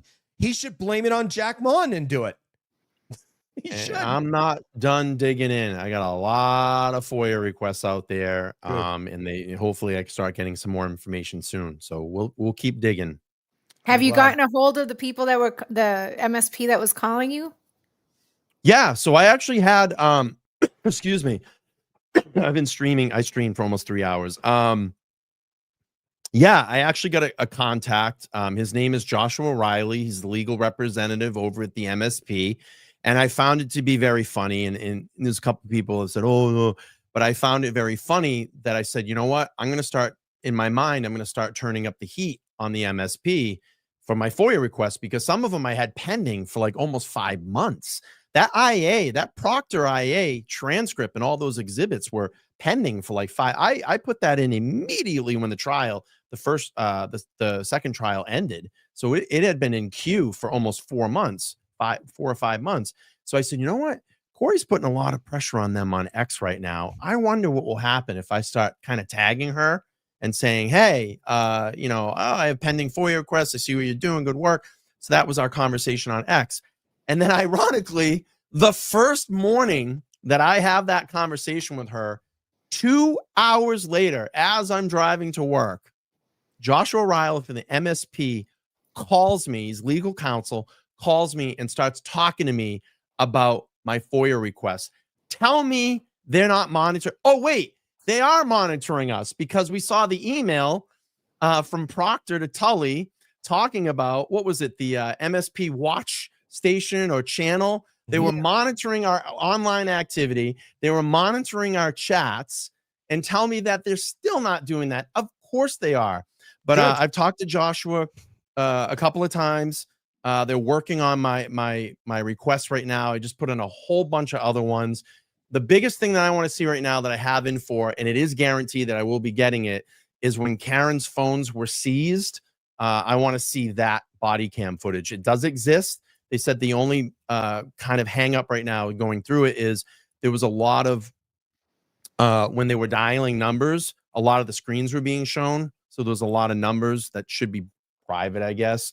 And there was some medical information that was talked about. So they'll be, blurring that out, but I should be getting it hopefully this week. And I just put another reply to him and said, Joshua, where's this body cam footage? Like, you guys have been on this for a couple weeks now. Where is it? So we'll see what happens if he responds on Monday. If not, I'm going to give him a call. And that one's from January 2024, right? That was before trial one. And that was, okay. Got it. Tim's a police officer, so he wants to speak to the right to enter. The police have the right to enter the house and hold it while they apply for a search warrant on the grounds that evidence could be destroyed if they aren't present while waiting for the warrant. This is what Peter Murphy's been saying. This is what Tim is saying. Tim's a police officer. Thank you very much, Tim. Without having guys like yourself and Peter Murphy here, then we don't have the validation that we need. We had on that police officer from North Carolina. We've even had the state trooper, the North Carolina state trooper, in the chat before commenting. He is so angry about Karen Reed. LV cops. Look at LV cops. Oh, and the LV cops. Oh yeah, man. Yeah. Those guys are like, oh, they are so dismissive of Brian and the McAlberts because, I mean, they've dealt with organized crime out there as well, and they're not afraid or intimidated by anybody. They don't think anybody needs to have any quarter, and these guys are just giving it to them, and now they're going to try to defend Judge Bev against those sidebars, which is going to make it look like she's biased because she is. And any of the law tubers who were neutral about Bev in the first trial, and even Peter Tragos may be one of those, they certainly were not neutral by the end of the second trial. It was quite obvious. So, and I'm working on trying to achieve the Proctor text. I've FOIA'd the MSP. I've FOIA'd the district attorney's office, Norfolk district attorney, FOIA'd the FBI, and I've FOIA'd the DOJ. So someone's got to have them. Someone's got to release them. I love Whether they get them, I don't know, because it could be used in this upcoming civil case. So they might turn out and go, no, it's evidence still, because I've had a lot of stuff turned down because of that. But we'll see what happens. So you're trying to get the 13 years? What I found out was the small section that we heard from in court was only a very small section of the text messages. It wasn't the full gamut of there. So I don't know. I don't know what I'm going to get, if I'm going to get it at all, but I'm sure going to try. We have a question here. I wonder if you guys could tackle this question. This duffel bag, I think it was a Proctor duffel bag. What was So there's two duffel bags. Okay. So there was one that was seen that at Higgins moved from one car to another. In the Canton but then parking lot. Right. there's another rumor that the FBI got a duffel bag from a house in Canton. So I think there's two duffel bag stories out there. So I don't know which one they're alluding to. Do you remember never heard that? the FBI one. I saw Higgins, but I never heard the FBI one. There was That's interesting. one that the FBI was poking around a Canton house and they grabbed a duffel bag. Really? I'll have to. Dennis Sweeney will know more about that one, and Peter. But they may be talking about Higgins moving the duffel bag. That was seen in trial 2 when they showed the video of the the drive. Canton PD parking lot. Dude, that was sketchy, bro. Oh my God. Sketchy, bro. Come on. Dude, he's a sketchy. Yeah. Well, okay, again, we're going to go, like I said, 30, 40 years ago, we did not have access to literally 24 hours a day of police investigations and all the interview videos from inside the interrogation room. We didn't have that. Now we have that. So these people trying to talk to us like we don't know what to expect from police, you're idiots, because it's live on TV 24 hours a day. So we know what the procedures are, and we know that you guys didn't follow them. And Higgins going to an FBI kiosk and manipulating his phone in any way, only guilty people do that, Brian. And I don't mean you, Higgins. Only guilty people go to a military base and destroy their phone and even admit to the FBI that you put the SIM card in one dumpster and the phone in another after you took wire cutters and cut your SIM card in half. And Brian Albert, do you think we can't figure out that someone at the Suffolk County court system contacted you and told you you're going to receive a court order tomorrow or in 48 hours? You think we're too dumb to figure that out?